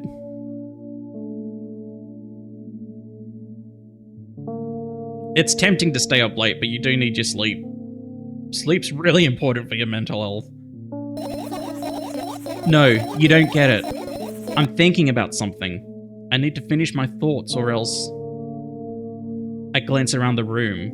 There are too many places for a creature as small as a firefly to hide here. They can be anywhere. Oh, what is that? Suddenly, I hear a deafening rumble. The clock just hit midnight. It's so late already, but I can't go to bed right now. Will you help me? Please, tell me you will help me. Come on, stop bullying me. You promised to talk to me. What were you thinking about while lying on the floor? What do you mean? You should know it better than anyone else. That's the thing, I have no idea. This is weird.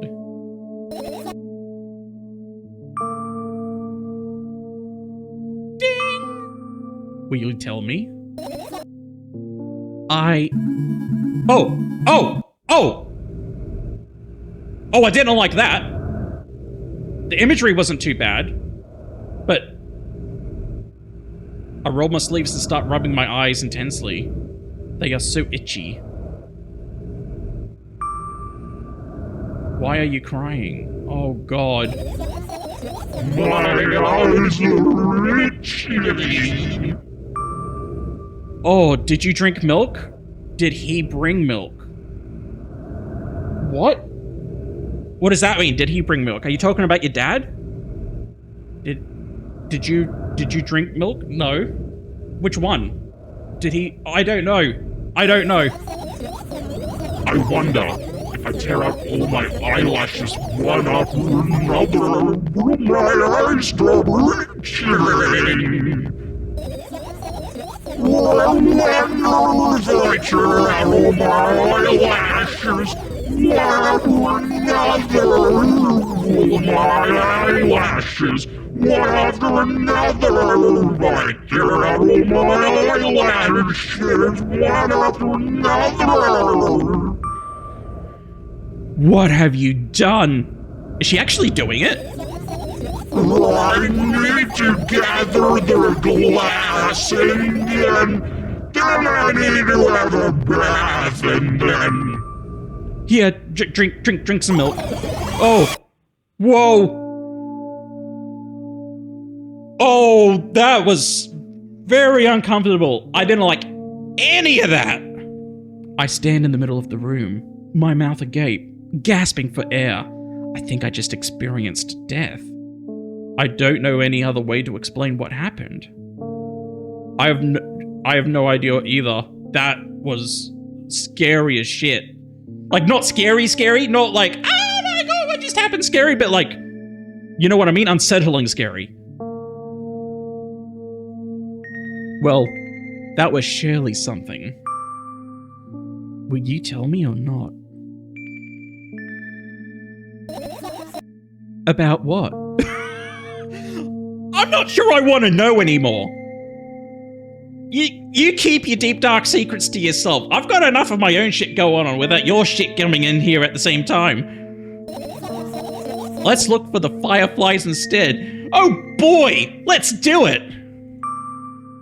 You're acting weird. Help me instead of running your mouth. I've already had enough adventures before bed. I need to gather my thoughts quickly and go to bed. And my thoughts are hiding from me. I don't think you should find your thoughts. If those thoughts are... if those thoughts are anything like I think you're thinking, I don't think you should find them.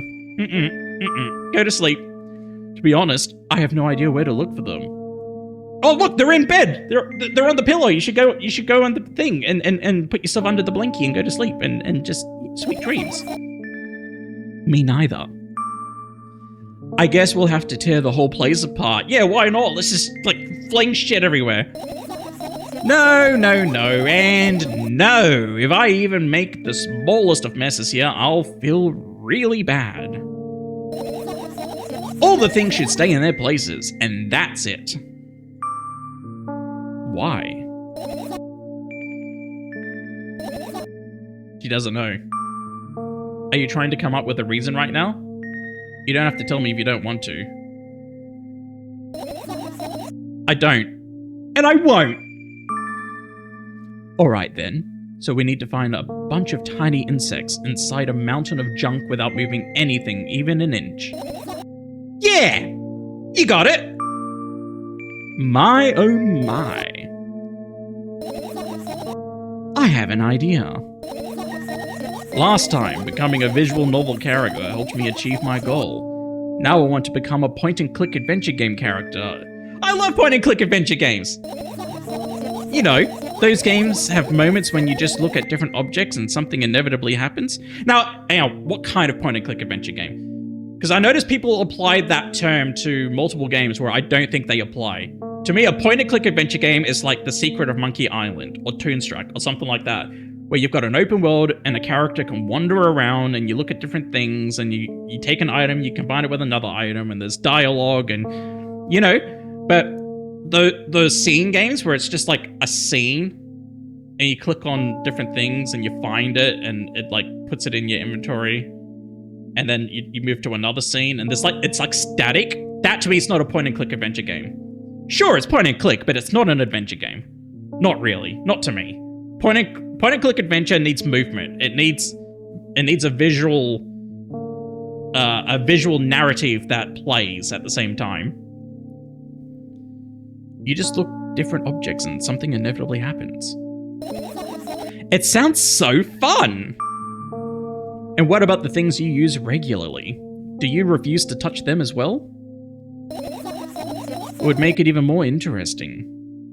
I must admit, I'm kind of the same. I'm really lazy when I search for things around my room. I'm like, I don't know, I'll lift up books and stuff and I'll have a look underneath, but if I open like a wardrobe and there's just junk everywhere, I'm like, I'll like shift around two things. I'm like, I mustn't be in here. This is so childish. And want to know what's the best part? You'll be the one doing it. Oh, this feels very Dora the Explorer, but on like, it's psychedelic. Oh no. Oh yes. Okay, my mind just went straight to Undertale. Bloody Metaton. I start panicking as soon as I get in a multiple choice situation. Well, I don't like multiple choice situations either, but I don't panic. You know what's fun about multiple choice situations? In video games, I love them. I love having lots of options that lead to different outcomes. But in real life, I freaking hate them. I hate, what's for dinner tonight? What do you want to have for lunch? What do you want to do today? What should we do? Should we go to bed? Should we watch another movie? What movie should we watch if we watch another movie? Especially nowadays, there's too much choice. You know what? And while I'm on the subject, hang on, this game's on pause for a minute. I know for a lot of you younger generations out there, maybe you've heard of it, maybe you haven't, but I miss Video Easy. I miss those days. I don't know what it is for everybody else. Maybe it was like Blockbuster or something like that. But for me, my local store was called Video Easy. And God, I miss those days. I miss where you get home from school on a Friday arvo. Your mom or your dad or whoever it is finishes work, and you go out to Video Easy, and you go and rent like a handful of VCRs, and then you go to the store and you get some junk food for the night, and then you go to your local takeout, you buy some takeout food, and then you set up in the lounge room and you pull out the blankets and the pillows and you have a sleep, like you sleep in the lounge room while you watch movies all night. And the magic of that's gone now. Streaming, not specifically saying things like Netflix and Amazon Prime are bad, but they've ruined the experience of cinema. I used to get excited to go and find something to watch. Everything's too readily available at your fingertips at the moment that nothing's special anymore. When you can just press a button and a movie starts playing, and there's no effort that goes into it. There's no build up. There's no anticipation. You need anticipation. You really need anticipation. That's why a lot of people love binge watching stuff. And don't get it wrong, I like binge watching stuff too. But I think binge watching and releasing series as like a whole series in one go is bad. It ruins the experience. Because you know what ends up happening, and maybe this is just me. Tell me what you think. Tell me if like you will relate to this. If a show comes out and it releases, let's say it's a 10-episode season, and it all comes out at once, and you just binge watch all 10 bloody episodes. You pull an all-nighter. I can't tell you what happened. I can tell you the gist of what happened. I can tell you how it started and how it ended, and maybe there's a moment in the middle. But the rest of it just disappears to me. I couldn't separate the episodes from one another. But if you watch something as it used to be, where they release it once a week, like I suppose the first thing that comes to my mind is like any television program, obviously, but the thing that excited me was Buffy. Every week, a new episode of Buffy the Vampire Slayer. And I think even recently, some streaming services have been doing that now, where they release an episode once a week. It gives you time to mull on it. You watch the one episode, you're like, that was a really good episode, I enjoyed that. I can't wait until the next episode. The anticipation of seeing the next episode is part of the experience. If you cut that out, you're missing something. You don't appreciate what you have. I don't know how I got onto that topic. I just went on a rant about videos and accessibility, but I feel like that. I feel like when things are too easy, when things are too easily available to you, it spoils the experience. That's why going to the movies is exciting, because you've got to go to the movies. You've got to go out, you gotta get to the cinema, you gotta stand in line, you gotta get your ticket. It's the build-up. Build-up builds excitement. I wish more people understood that.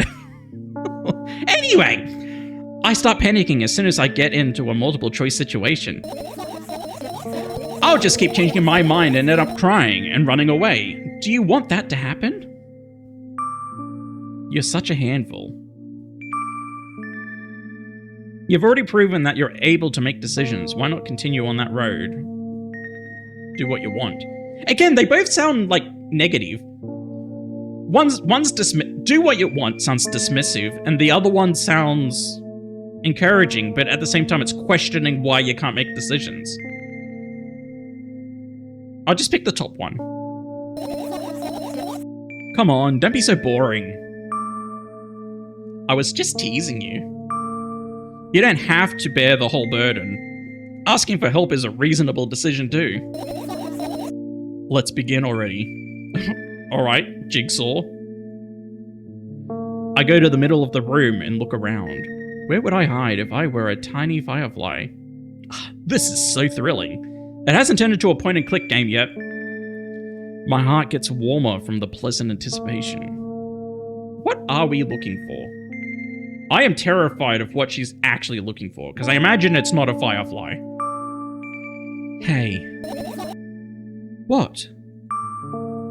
Look down. I look down. After a moment, a small ball of light and warmth crawls out from under my sweater. Wowee! I'm sorry, when I read Wowee, I can't help but think of Papyrus and Undertale. I love Papyrus. Wowee! The smoke coming from your clothes. Wowee! Yeah, hell yeah. Wait, is the legit smoke coming from my clothes? What's in the background? Is that her head? It's unsettling me. I carefully grab the firefly.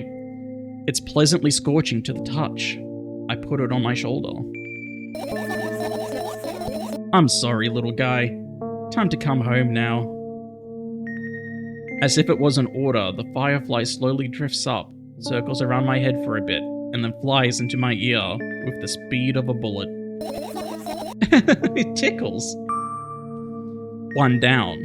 Let's look for the others. Yeah! How many fireflies? There were like 30 up there. We're not looking for 30, are we? Music. Don't stop like that, please. I don't like it. I don't like it. Wait. Wait, am I actually... Oh, I'm playing a point and click now. Oh, okay. Is it in the jar or the pot? Right. Insects enjoy pollinating the flowers and stuff like that. Yeah, I guess. I get close to the flower shelf. I sniff around. The leaves smell of dust and cardboard and death. Leaves? Leaves? Leaves? That must be a real word. It feels wrong to say, though. Leaves. Leaves. Leaves. The leaves smell of dust. Leaves. The leaves. Leaves. The leaves. The leaves smell of leaves. Leaves. That feels right to say. Leaves. The leaves smell of dust and cardboard. The leaves. The leaves. The leaves. F is such a weird letter. The leaves. There's so much happening in your lips. The leaves. Leaves. The leaves smell of dust and cardboard and death. You know those plants are long dead, right? I'm not sure a dead plant will be able to attract any insects. Who says? Well, we kinda don't have a choice here, you know? Still, you're right. Let's continue searching. Why don't you just throw them out? Weren't you listening to me at all?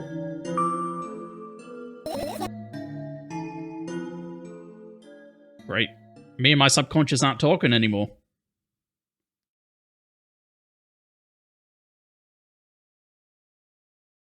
The clock? I look at the alarm clock. Time continues its unstoppable flow.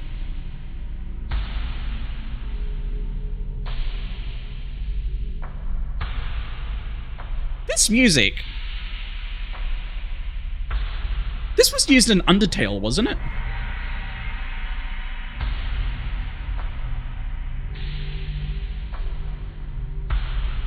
When was it used in Undertale?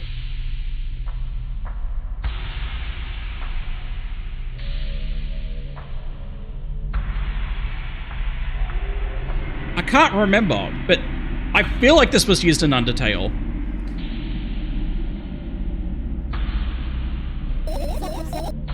Oh, it's during the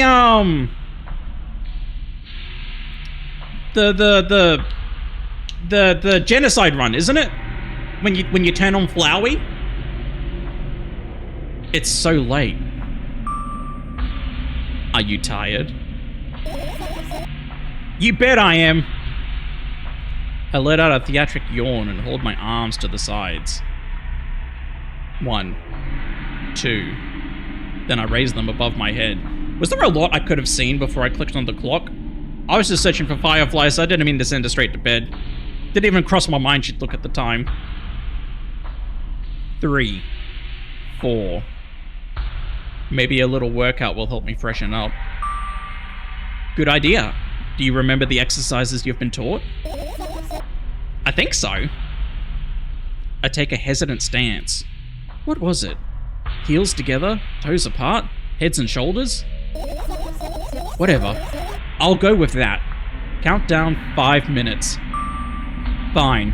You have a clock right in front of you, though. I can't look at its hands for too long. At first I feel like they start moving in the wrong direction, and then they disappear altogether. And then things always get messy. Last time I saw a pair of eyes on the clock face. And also, I used to hear voices back in the day. They pleaded for help, I think.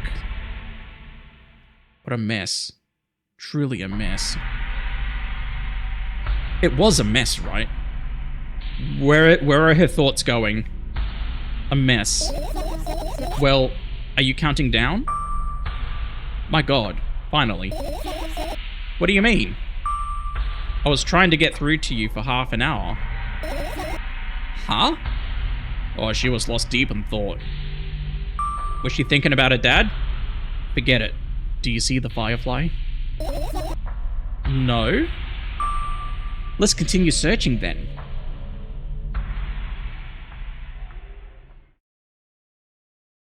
Oh. Okay, so I can still look at more. Radio?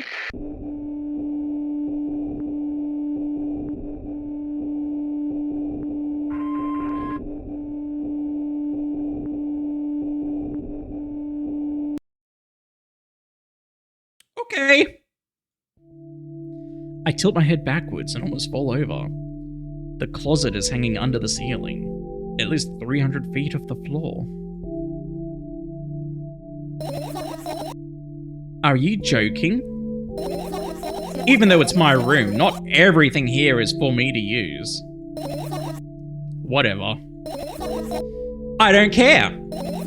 Yeah, I don't care at all. Like, totally. And I'm definitely not worried. Not even the littlest bit. Not even a smidgen of the littlest bit. Not even for 1,000,000%. That's how much I don't care. Who are you trying to convince? Yourself? Hey, I'm not even done telling you how much I don't care. Why don't you care? Is there something in there you don't want to see? Something in there you don't want to deal with? From this moment on, I'm ignoring you. Oh no, you don't! Then act normal. Okay. What do the notes say? Are they reminders? Your usual notebook pages, glued to the wall with duct tape. Numbers are drawn on them. It's the only kind of information I can take in without trouble. Dosage and side effects. Yeah. I thought you knew them by heart. Yeah. I mean, even if you do know them by heart, that's still a good idea to put a reminder on the wall in case... I mean, not only for yourself, but in case someone needs to help you. You know? This is not your handwriting, is it? Is it your mum's? Of course it's not. Shaky, broken lines, ugly numbers. It's not writing, it's more like claw marks. Don't forget to thank your mum. Yeah. I don't need your advice! My scream makes the pages rustle restlessly. After a moment, a firefly appears from underneath one of them. After looking around in a business-like manner, it takes off into a business-like flight and ends up entering my business-like ear. Hey. Let's continue searching.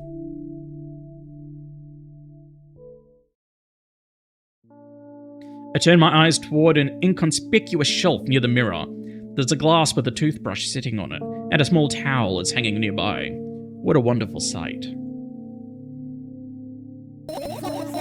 My fireflies are smart and good. They would never get in there. They know about personal hygiene. Okie dokie, let's look somewhere else.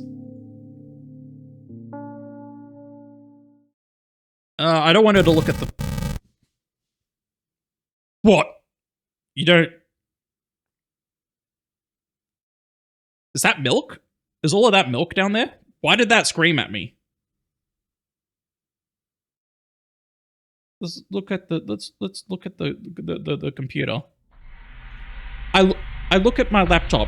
I haven't touched it for years, so it's covered with a layer of dust as thick as my finger. Really? You haven't used it? A bizarre item. I fear it. Why? Yeah, why? It's a long and boring story. Wonderful. Tell me about it. I insist. I don't remember how it appeared in my room. One of my parents probably brought it here because they couldn't find a better place for it. They didn't prohibit me from using it. On the other hand, they encouraged me to do so. Sure, I've spent my whole days in front of the screen. Games, drawing, engineering calculator, 3D modeling. So much fun stuff to do. You had amusing hobbies. Why say it like that? Yeah, I did. Before entering the web. What did you look up? Imagine this. You're a hamster that lives underground. You have everything for comfortable living. Did you imagine? As always, your analogies are spot on. Okay, I imagined. Alright, so you're a hamster that lives underground. You have everything for comfortable living. Okay, yeah, I got it. It's in there. It's in my brain. Okay. Wonderful. And here's the situation. You're a hamster that lives. Okay, I got it. Do you want to talk about something else? Are you reaching a point?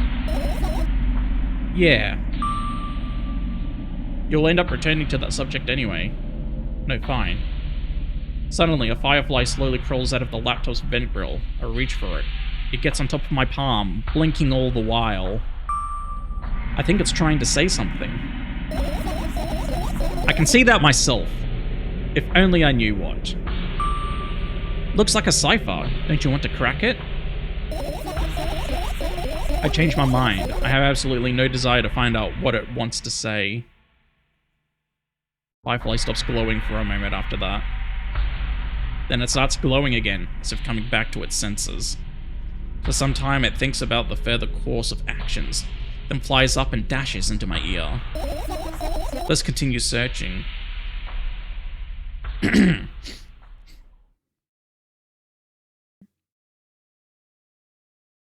There are so many objects to look at. I wasn't expecting this second game to go for as long as it is. Let's check the vent. It's not easy to get out of here. I wasn't asking you to escape. I just wanted you to have a look. Are you serious? What's wrong? Just think about it. Why would fireflies be attracted to light? Aren't all insects attracted to light? I think they're quite self-sufficient already in that regard. Well, only if they purposefully want to lower their self-esteem.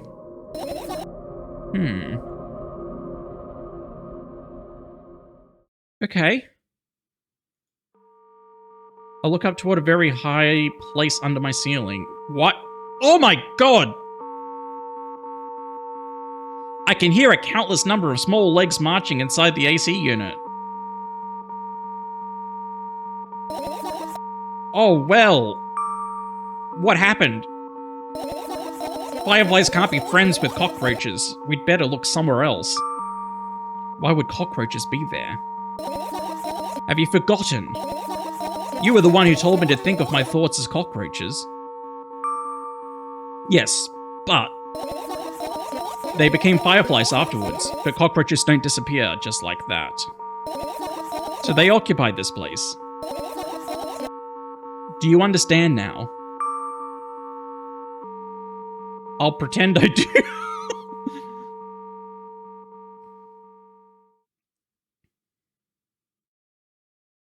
Does this do the same as this?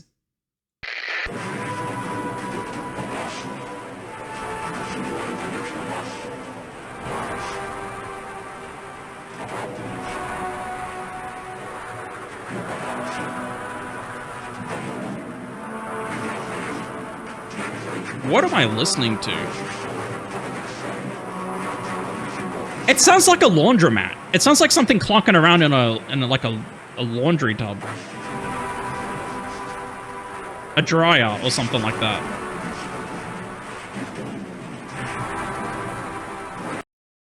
Turn that off. Alright, what haven't I looked at yet? Drawers? I'm gonna save the fuzzy boxes for last, because they freak me out. I doubt it. All of the compartments are locked.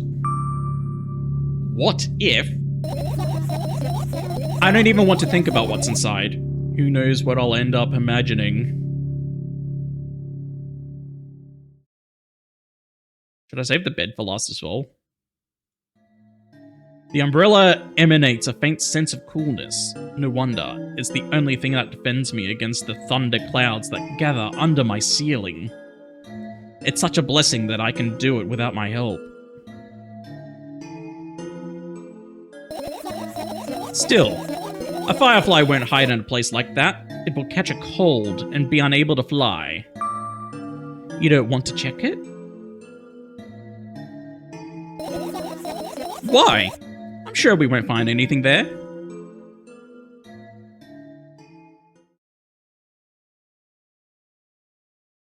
Let's leave the diary as well. Who knows what's going to be in that.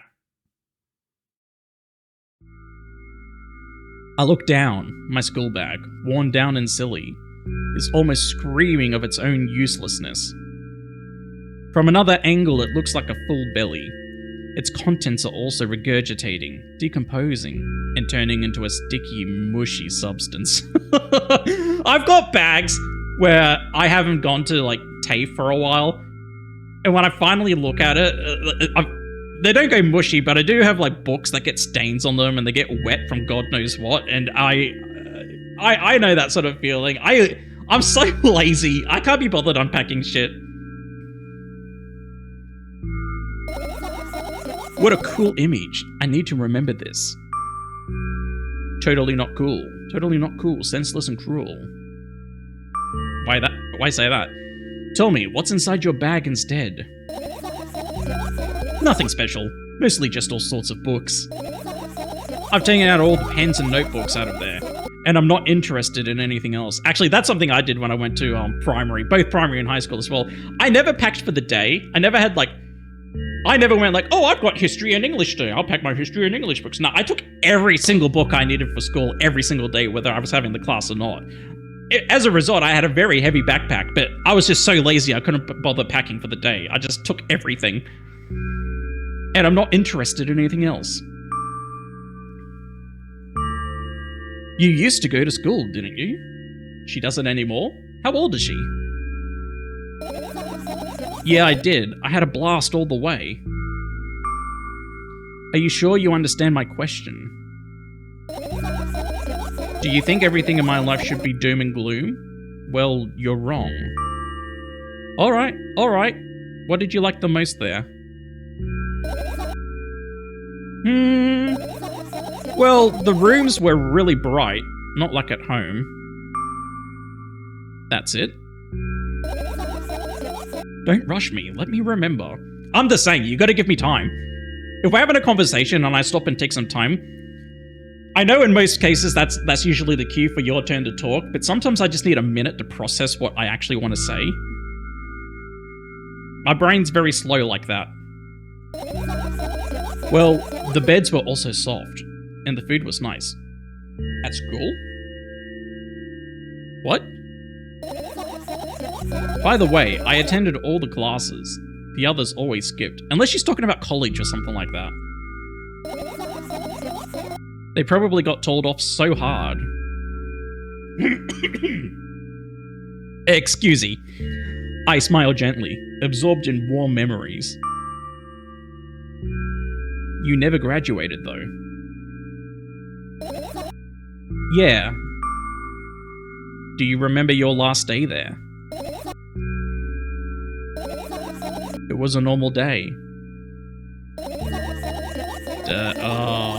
Yeah, I had a feeling. Dad picked me up earlier than usual. He told me that I'm already too old for the school curriculum. I also realized that some time ago the tasks were way too easy.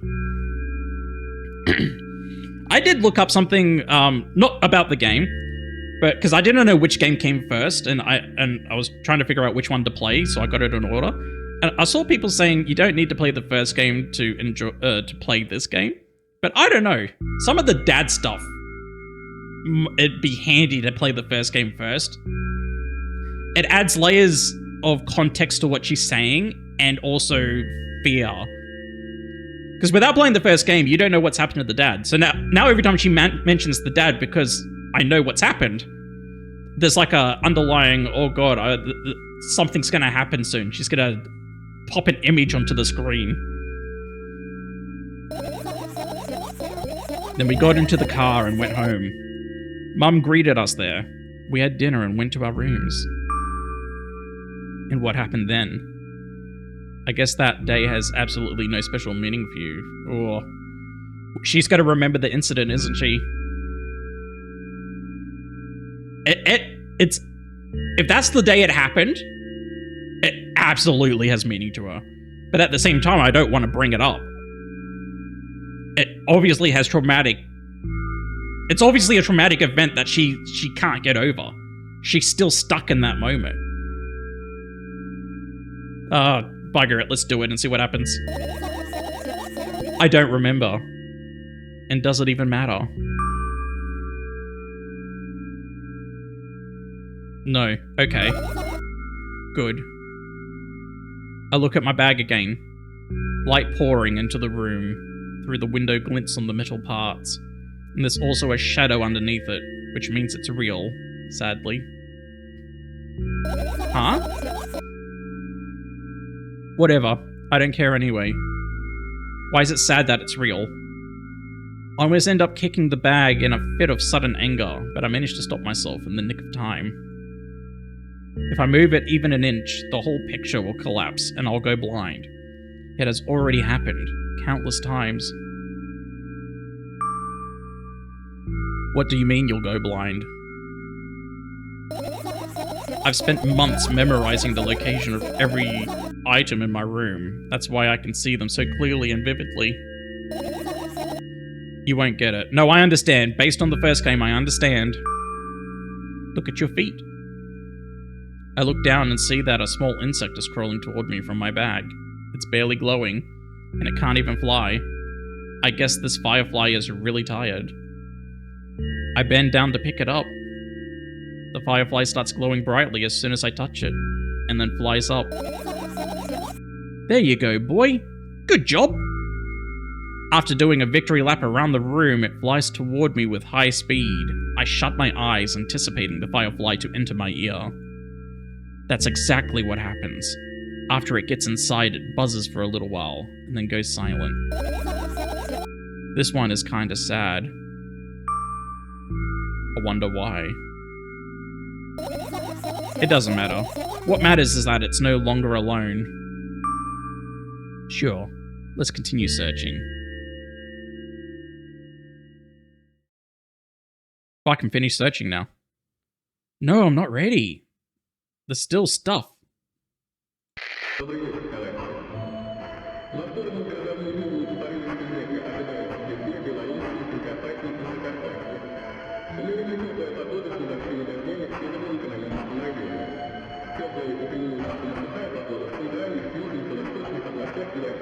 Is that gibberish or a different language? I don't know. Kinda hurt my head though. It's only coming out the right ear. And what are those? Ah, those. Those are the photos of my best memories. But they're blank. Oh god. I stared at them so intensely that I burned them with my eyes. Now they're just covering the cracks in the walls. Cracks? Forget it. Are we continuing the search or what? Okay, we are.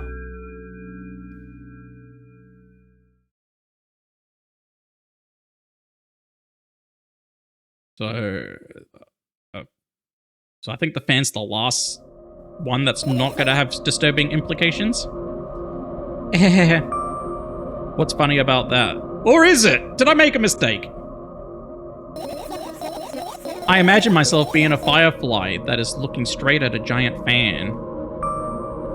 And? Did you imagine it getting blended? I'd be so jealous. The only thing preventing it from flying is a cage it's locked in. And the cable. It's like an inmate, if you think about it. Oh, that's not what... Okay. Interesting thought. It's so sad. Yeah. Let's continue searching. The fact that she even has that thought says that she feels like a prisoner. Alright, what order? What order? Let's start with bed. Let's start with the bed. Here. This is my sleeping bag. It's soft and warm. I'm sure that no living creature would be able to resist the temptation to spend a minute or two inside. They'd want to dig deep into it with a couple of favorite items, close their eyes, and then... Hey, did you fall asleep? Huh? I gently slapped my cheeks to return myself to senses. It's already way past midnight. Usually I'd be sleeping like a log at this time, but right now I can't. Let's continue searching. Hey, maybe we'll find something inside. Nah, my thoughts don't have a feature of putting to sleep. Quite the contrary, they always cause insomnia, just like tonight.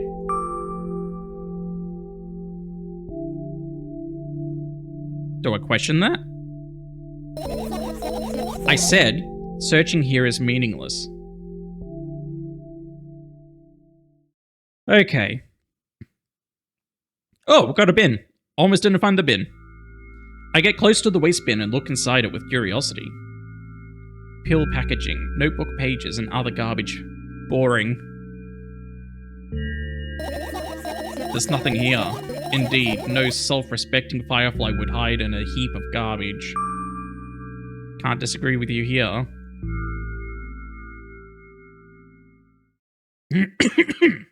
Excuse me. Okay, diary? No, sketchbook. Okay, that's not too bad. Oh, depending on what you sketch. Could be. This is my sketchbook. Half of its pages are blank, which means it'd still be good for a couple of years. You draw that rarely? Why? Oh, I'm the same. I used to love drawing. Growing up, there wasn't a single day I could go without drawing. I had to draw. It was like built into me. And I don't draw anymore, sadly, and I find it really hard to draw. High school did that to me. I had an art teacher, and she messed me up something fierce. She absolutely destroyed any love for art that I had. Like, the love's still in there, but I find it really hard to do now. Now when I try to draw, I get really, for lack of a better word, depressed. I just can't do it. She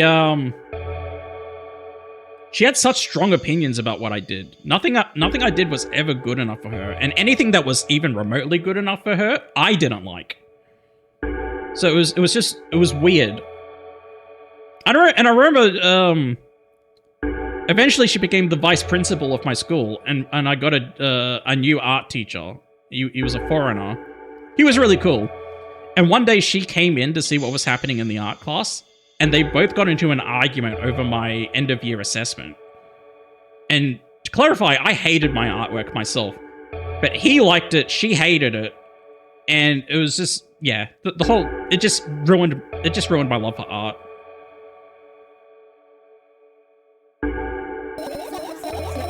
Isn't that obvious? If I run out of pages, I'll have to buy a new sketchbook. Oh, there's something kind of relatable to that. I can't get to the stationery store on foot. I'll have to take the bus. Do you even realize what kind of nightmare that can turn into? Well, maybe you can ask your mom to buy you one. I'm gonna say that. I feel like that's not gonna lead to a... I feel like she's not the type of mum that's just gonna buy her books, but... Unless this is all in her head. Maybe her mum's really cool and she just sees her as a demon now. I don't know. Buy what? Ask whom? Can you even form coherent sentences? Don't play dumb. Ask your mum to buy you a notebook instead. Instead? So you want me to perform a string of actions, but you're also telling me to do one instead of another. Then how would I describe which action to take? Or decide which action to take? Well, asking your mum's the easier one. You don't have to do shit. Unless she's hard to deal with, in which case it'd be easier to just catch the bus. You're so dyslexic. Well, no need to call me out for it. Man, you're a tough case. You lack empathy. Is that my fault? I get closer to the sketchbook, stepping over the wires, the sleeping bag, the cracks in the laminate, and the window's reflection. The sketchbook is lying on the stool. From my height, it seems like the stool is missing 2 legs. I squat and look again. All the legs are in place. Will I be able to think of an interesting allegory? Oh, let's not go there, okay? I stand up and study the sketchbook from inches away. Its pages are pure white. The last drawing is buried on the previous page, the way it should be. Too bad. I'd love to see it. I would, actually.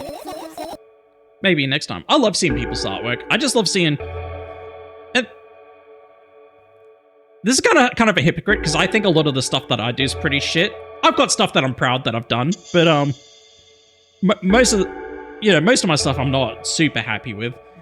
But I love seeing other people's artwork. I just like seeing how they interpret the world. I like seeing how their styles. You got people who like doing, like, one of my favorite styles is doing, like, what do you call it?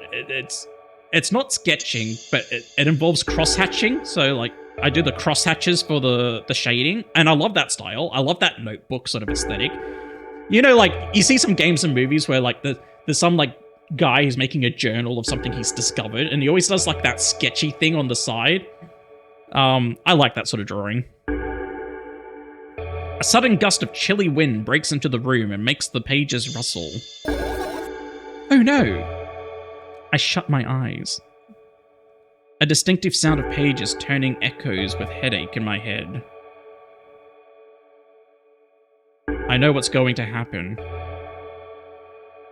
What's going to happen? The rustling has stopped, even though the wind is still howling from every direction. It can only mean one thing. The notebook is open on the first page. If I wait a little longer, the wind will close it. Why don't you want to look at it? I won't have to look if I wait a little longer. If I wait, something gonna flash on the screen. Open your eyes. No.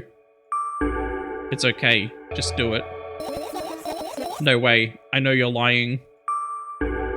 Calm down. No. I'm on edge right now. Calm down. No. Calm down. Oh, this feels like the first game. No. Calm down. No. Calm down. Calm down. Calm down. Fine. Oh. I open my eyes with utmost caution. The notebook is still open in the middle. No drawings, nothing. The page is still pure white. Did I imagine it? Imagine what? I am so confused. I don't know. Did you? You're the smart one here. You tell me. Next time, don't close your eyes. What did you...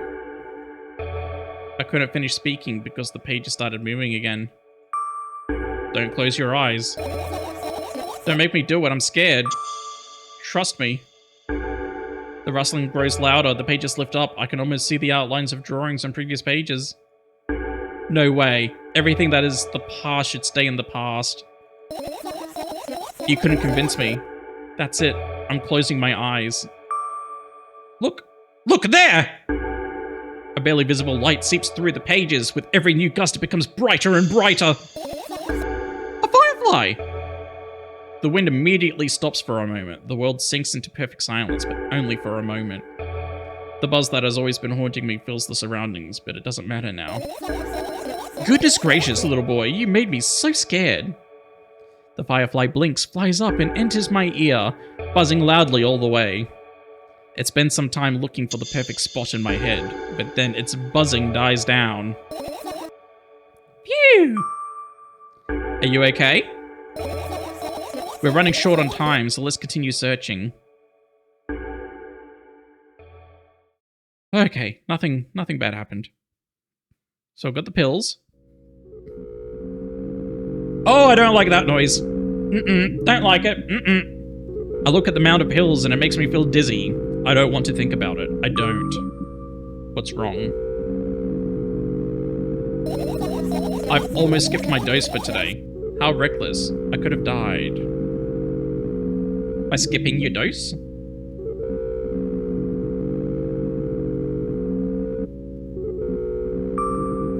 Hey, calm down. You've already fixed that. You'll ultimately die anyway, so... No! No! Yes, because you ordered me to. Is that an accusation? Things could have been much worse. Yeah. I heave a deep sigh, come closer and extend my hand. Wow, it's warm. The moment those words leave my lips, one of the bottles overturn. Pills rain down from it, and along with them, a firefly! Hooray! After circling above my head a couple of times, it finally lands into my palm. The firefly rushes up my arm, and upon reaching my shoulder, it crawls straight into my ear. My mind becomes a bit clearer. So there's only one thing left to look at, I believe. What happens if I turn on all the radios at the same time?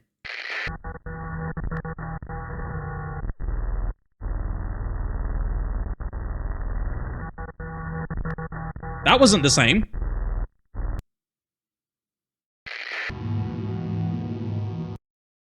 Okay, so they all just turn each other on and off.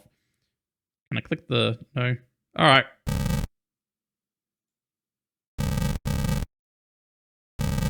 Oh, it's not letting me click the milk! I'm clicking as hard as I can! Oh. Oh, what happened? I think I accidentally clicked off out of the game. Okay. Finish searching. I hope I didn't miss anything. You found all the fireflies! Amazing! I guess. She didn't want to find them all? I've managed to gather my thoughts, but something still worries me. On the other hand, I wasn't supposed to be happy anyway. Why not? Does she blame herself? If I lose something and then find it, it's just going back to the starting point. No changes at all. A zero sum. And happiness is always about being positive, right? Not necessarily. It's often coincided with positivity, but happiness, I think... Happiness is embracing everything, the positive and the negative. You know what I mean? As contradictory and as nonsensical as it sounds, happiness is embracing your anger, your sadness, and your joy, and all of those other complex emotions. If you can accept all of them as who you are, that's happiness. It's when you reject them is when you get sad. At least I think. You shouldn't think too much. It hurts you. I want to sleep. How about you get some fresh air before sleeping? What do you mean?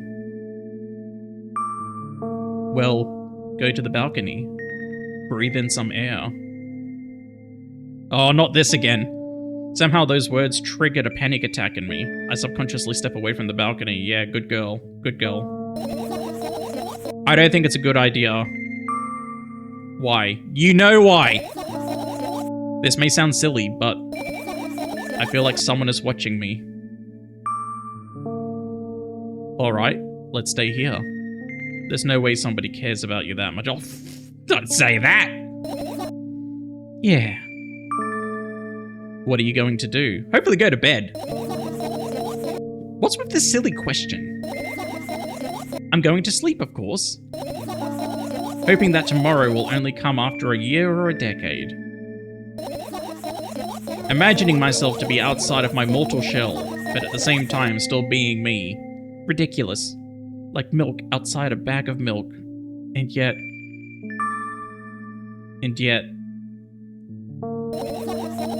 You don't have to talk out loud for me to understand that you're worried about me. I know that already. I also know that our time is running short. What does that mean? You won't take another pill. Of course not. In fact, I won't take it tomorrow either. And the day after tomorrow. And never, ever. That's a goodbye then. Are the drugs causing her to hear these voices? No. I have one more small favor to ask. A really, really small one. What is it? I blurted out way too much today. A lot of stuff I'd want to forget forever. I don't blame you, but was it really necessary? You'll see tomorrow. No, I want to be able to sleep like this. Fine. What's the favor? I nervously scratch my wrists and bite on my lower lip. Wait a minute. You're afraid to tell me. Yes. I'm also scared that something bad might happen if I tell you. I'm also scared that when something bad happens, something way worse will happen. Stop. I get it already. Still, I won't leave you alone until you tell me. Bully. No, you. See, this is what I'm talking about. A best friend is not a best friend unless they're a bully. If you don't have the guts to tell your friend they're acting like an idiot and they need to, like, change themselves, then you can't be that good of a friend. Not on that level, anyway. Real friends tell each other the uncomfortable truth to help each other.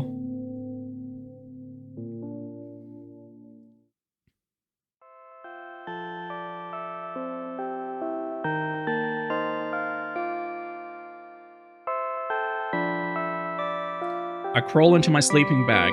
The lower part of the room is very cold. I hurry to wrap myself in blankets, even though the electric heater is working hard to keep me warm. Is that safe? Should you leave that on all night? I'm sad because the dreams just won't come anymore. Which ones? You won't believe me if I tell you how I dealt with it at first. What am I seeing in the background? Are they upside down trees and houses? Of course, I'll believe you. I know, it was a joke. Well, anyway, I washed my face, brushed my teeth, lied down and started imagining that I'm watching a dream. I didn't sleep at all, of course, and always looked sleepy in the morning. After a week of insomnia, I started feeling weird and seeing things. Letters floating in the air, strange silhouettes that appeared in the most unexpected of places, bulging eyes with trembling pale pupils. It was scary, you know? Then one day I almost died. I just collapsed in the middle of the room and couldn't move for a while. And then silhouettes, letters, and knives were hanging over me and hissing. So you didn't have these visions until after the insomnia. Is this including the red vision? It was horrible. And, well, deserved, I guess.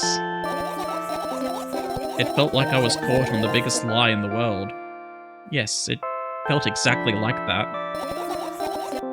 After that, I stopped.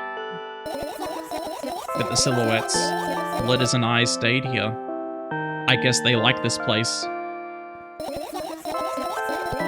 They always follow in my wake, peeping at me, and I'm kinda scared of them and can't even argue with them. But today,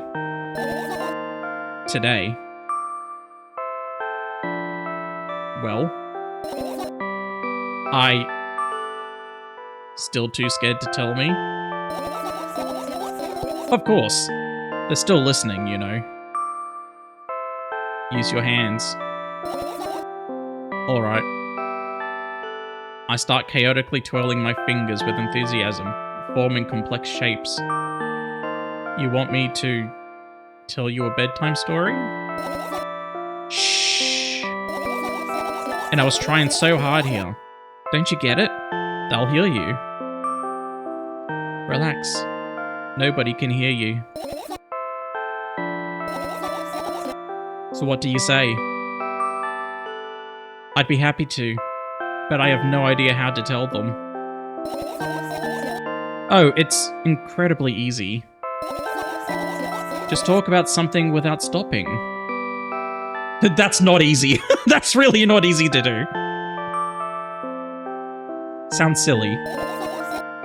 But it's not. And meaningless. You don't know what you're talking about. I know enough to realize that we'll just end up wasting time. Let's focus on something actually important. Boring! Fine. Close your eyes.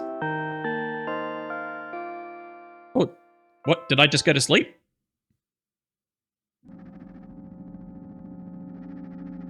Oh. How interesting to go back to the first game's imagery. I wake up on a wooden bench. In front of me lies a narrow, dimly lit alley. An awfully familiar road. Where could I have seen it? Finally. I hear a voice coming from the side. I turn around and see a boy with a weird expression on his face.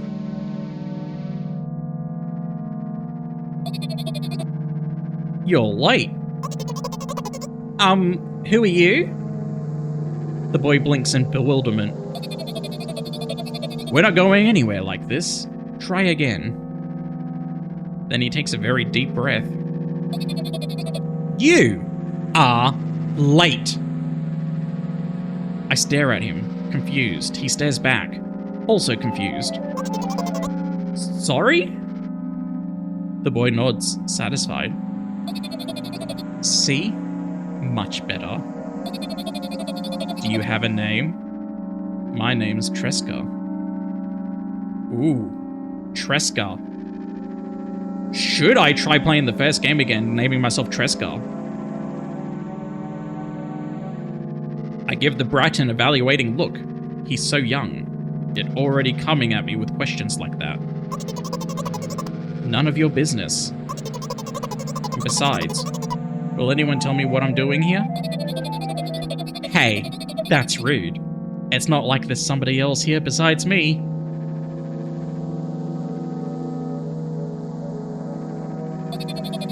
Haven't they told you anything? I know all there is to know for one. About what? You're obligated to escort me to the store. Tresca says that and strikes a victory pose. No way I'm doing that. You do understand that refusal is futile. Well, aren't you full of yourself? I'm serious. I'm not the one who decided that. Do you think I'm delighted with your company? He's weird, constantly shifting between happiness, sadness, loudness, silence. He's a wacko, and his name is stupid. Are we going or what? You can go, and I need to think. I'd be happy to, but I don't know the way. Tresca puts on a cunning smile. I bite my lower lip in frustration. I'll be honest with you. I don't like you. He simply bursts out laughing and replied, I do like you, though. I don't like his creepy stare. Then he grabs my hand without hesitation. I don't even have time to retort. Lead the way. Our trip to the store went fine, if not for the fact that Tresca was walking way faster than me. And, on the other hand, at times he stopped abruptly and went backwards, studying the ground underneath his feet. In the end, the trip took a lot longer than it should. After reaching the store's doors, we are greeted by a sign. We're closing in 20 minutes.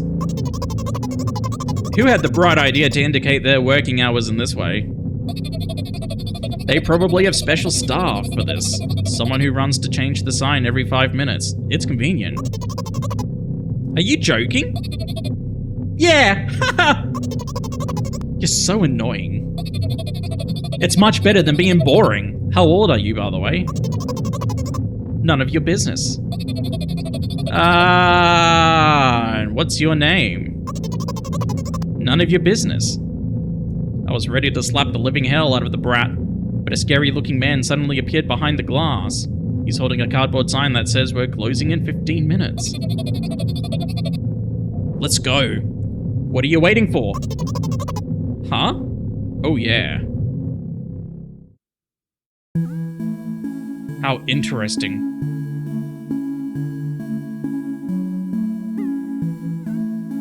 I wonder what's gonna happen. This is freaky. I gotta remember that name, Tresca. I'm gonna try that. After another round of going across the long row of canned products, we realize that we're lost. I can't believe you don't know where they sell milk. Maybe we should ask somebody for directions. Sure! Hey, wait up! Tresca lets go of my hand and walks confidently toward one of the few store's customers. That person is standing with their back to us, studying something on the shelf. Is it creepy lady? Creepy man? Hello, can I can't hear near the second part of his question or the reply he gets, but my god. But my good-for-nothing friend freezes in place, looking the customer straight in the eye. I hurry toward them. No ring? Is he yours? The customer talks to me. He speaks with disgust while wearing a scornful expression. What does that mean? Is he mine? If he's yours, please get him away from me. Yes, I'm sorry. I grab Tresca's hand and lead him away. He's still looking at the customer, his mouth ajar and eyes popped. He's also shaking. Only when we turn around the corner, Tresca calms down. What was that? I got so scared, he said. What? No! Not again! Suddenly, Tresca starts screaming like crazy. I cover his mouth with my hand. His face is burning. He's crying. Did he see the eye? Or the O, rather? Can you act normal? You don't understand. Of course I don't. I don't understand anything. Annoying other people is still wrong, though. This is something you don't understand, it seems. You're mean. Who, me? Tresca pushes me away and runs off. Drat. I'm so confused. I thought the game was wrapping up and we've gone into this new segment. At the edge of my vision, I see the store's staff hang a new sign on the door. There you are. I meet Tresca at the cash register. Before that, I managed to visit the milk department after finding out where it was. Hey you, move! I hear an angry voice coming from the other side of a long queue that has formed after Tresca. I squeeze through toward him. What happened? The boy doesn't respond. He just looks at his feet and sniffs. Cashier towers over him. There's a bag of milk lying between them. Is he yours? Yes. Is he like a manifestation of her inner thoughts? Is she, while she's asleep, is she confronting what she goes through on a daily basis? Just leave him home next time. People in the queue nod in agreement. Pay for the goods, please. Yes, of course. End the waiting fee. F*** off. What? You heard me. I did, but that's unheard of. Tresca starts giggling all of a sudden. And for the fact that your son is a retard too. Oh my god. My son? What? What is it talking about? But you heard me. You know what? In a fit of rage, I throw a banknote to the cashier of much higher value than needed, even counting in all the stupid fees.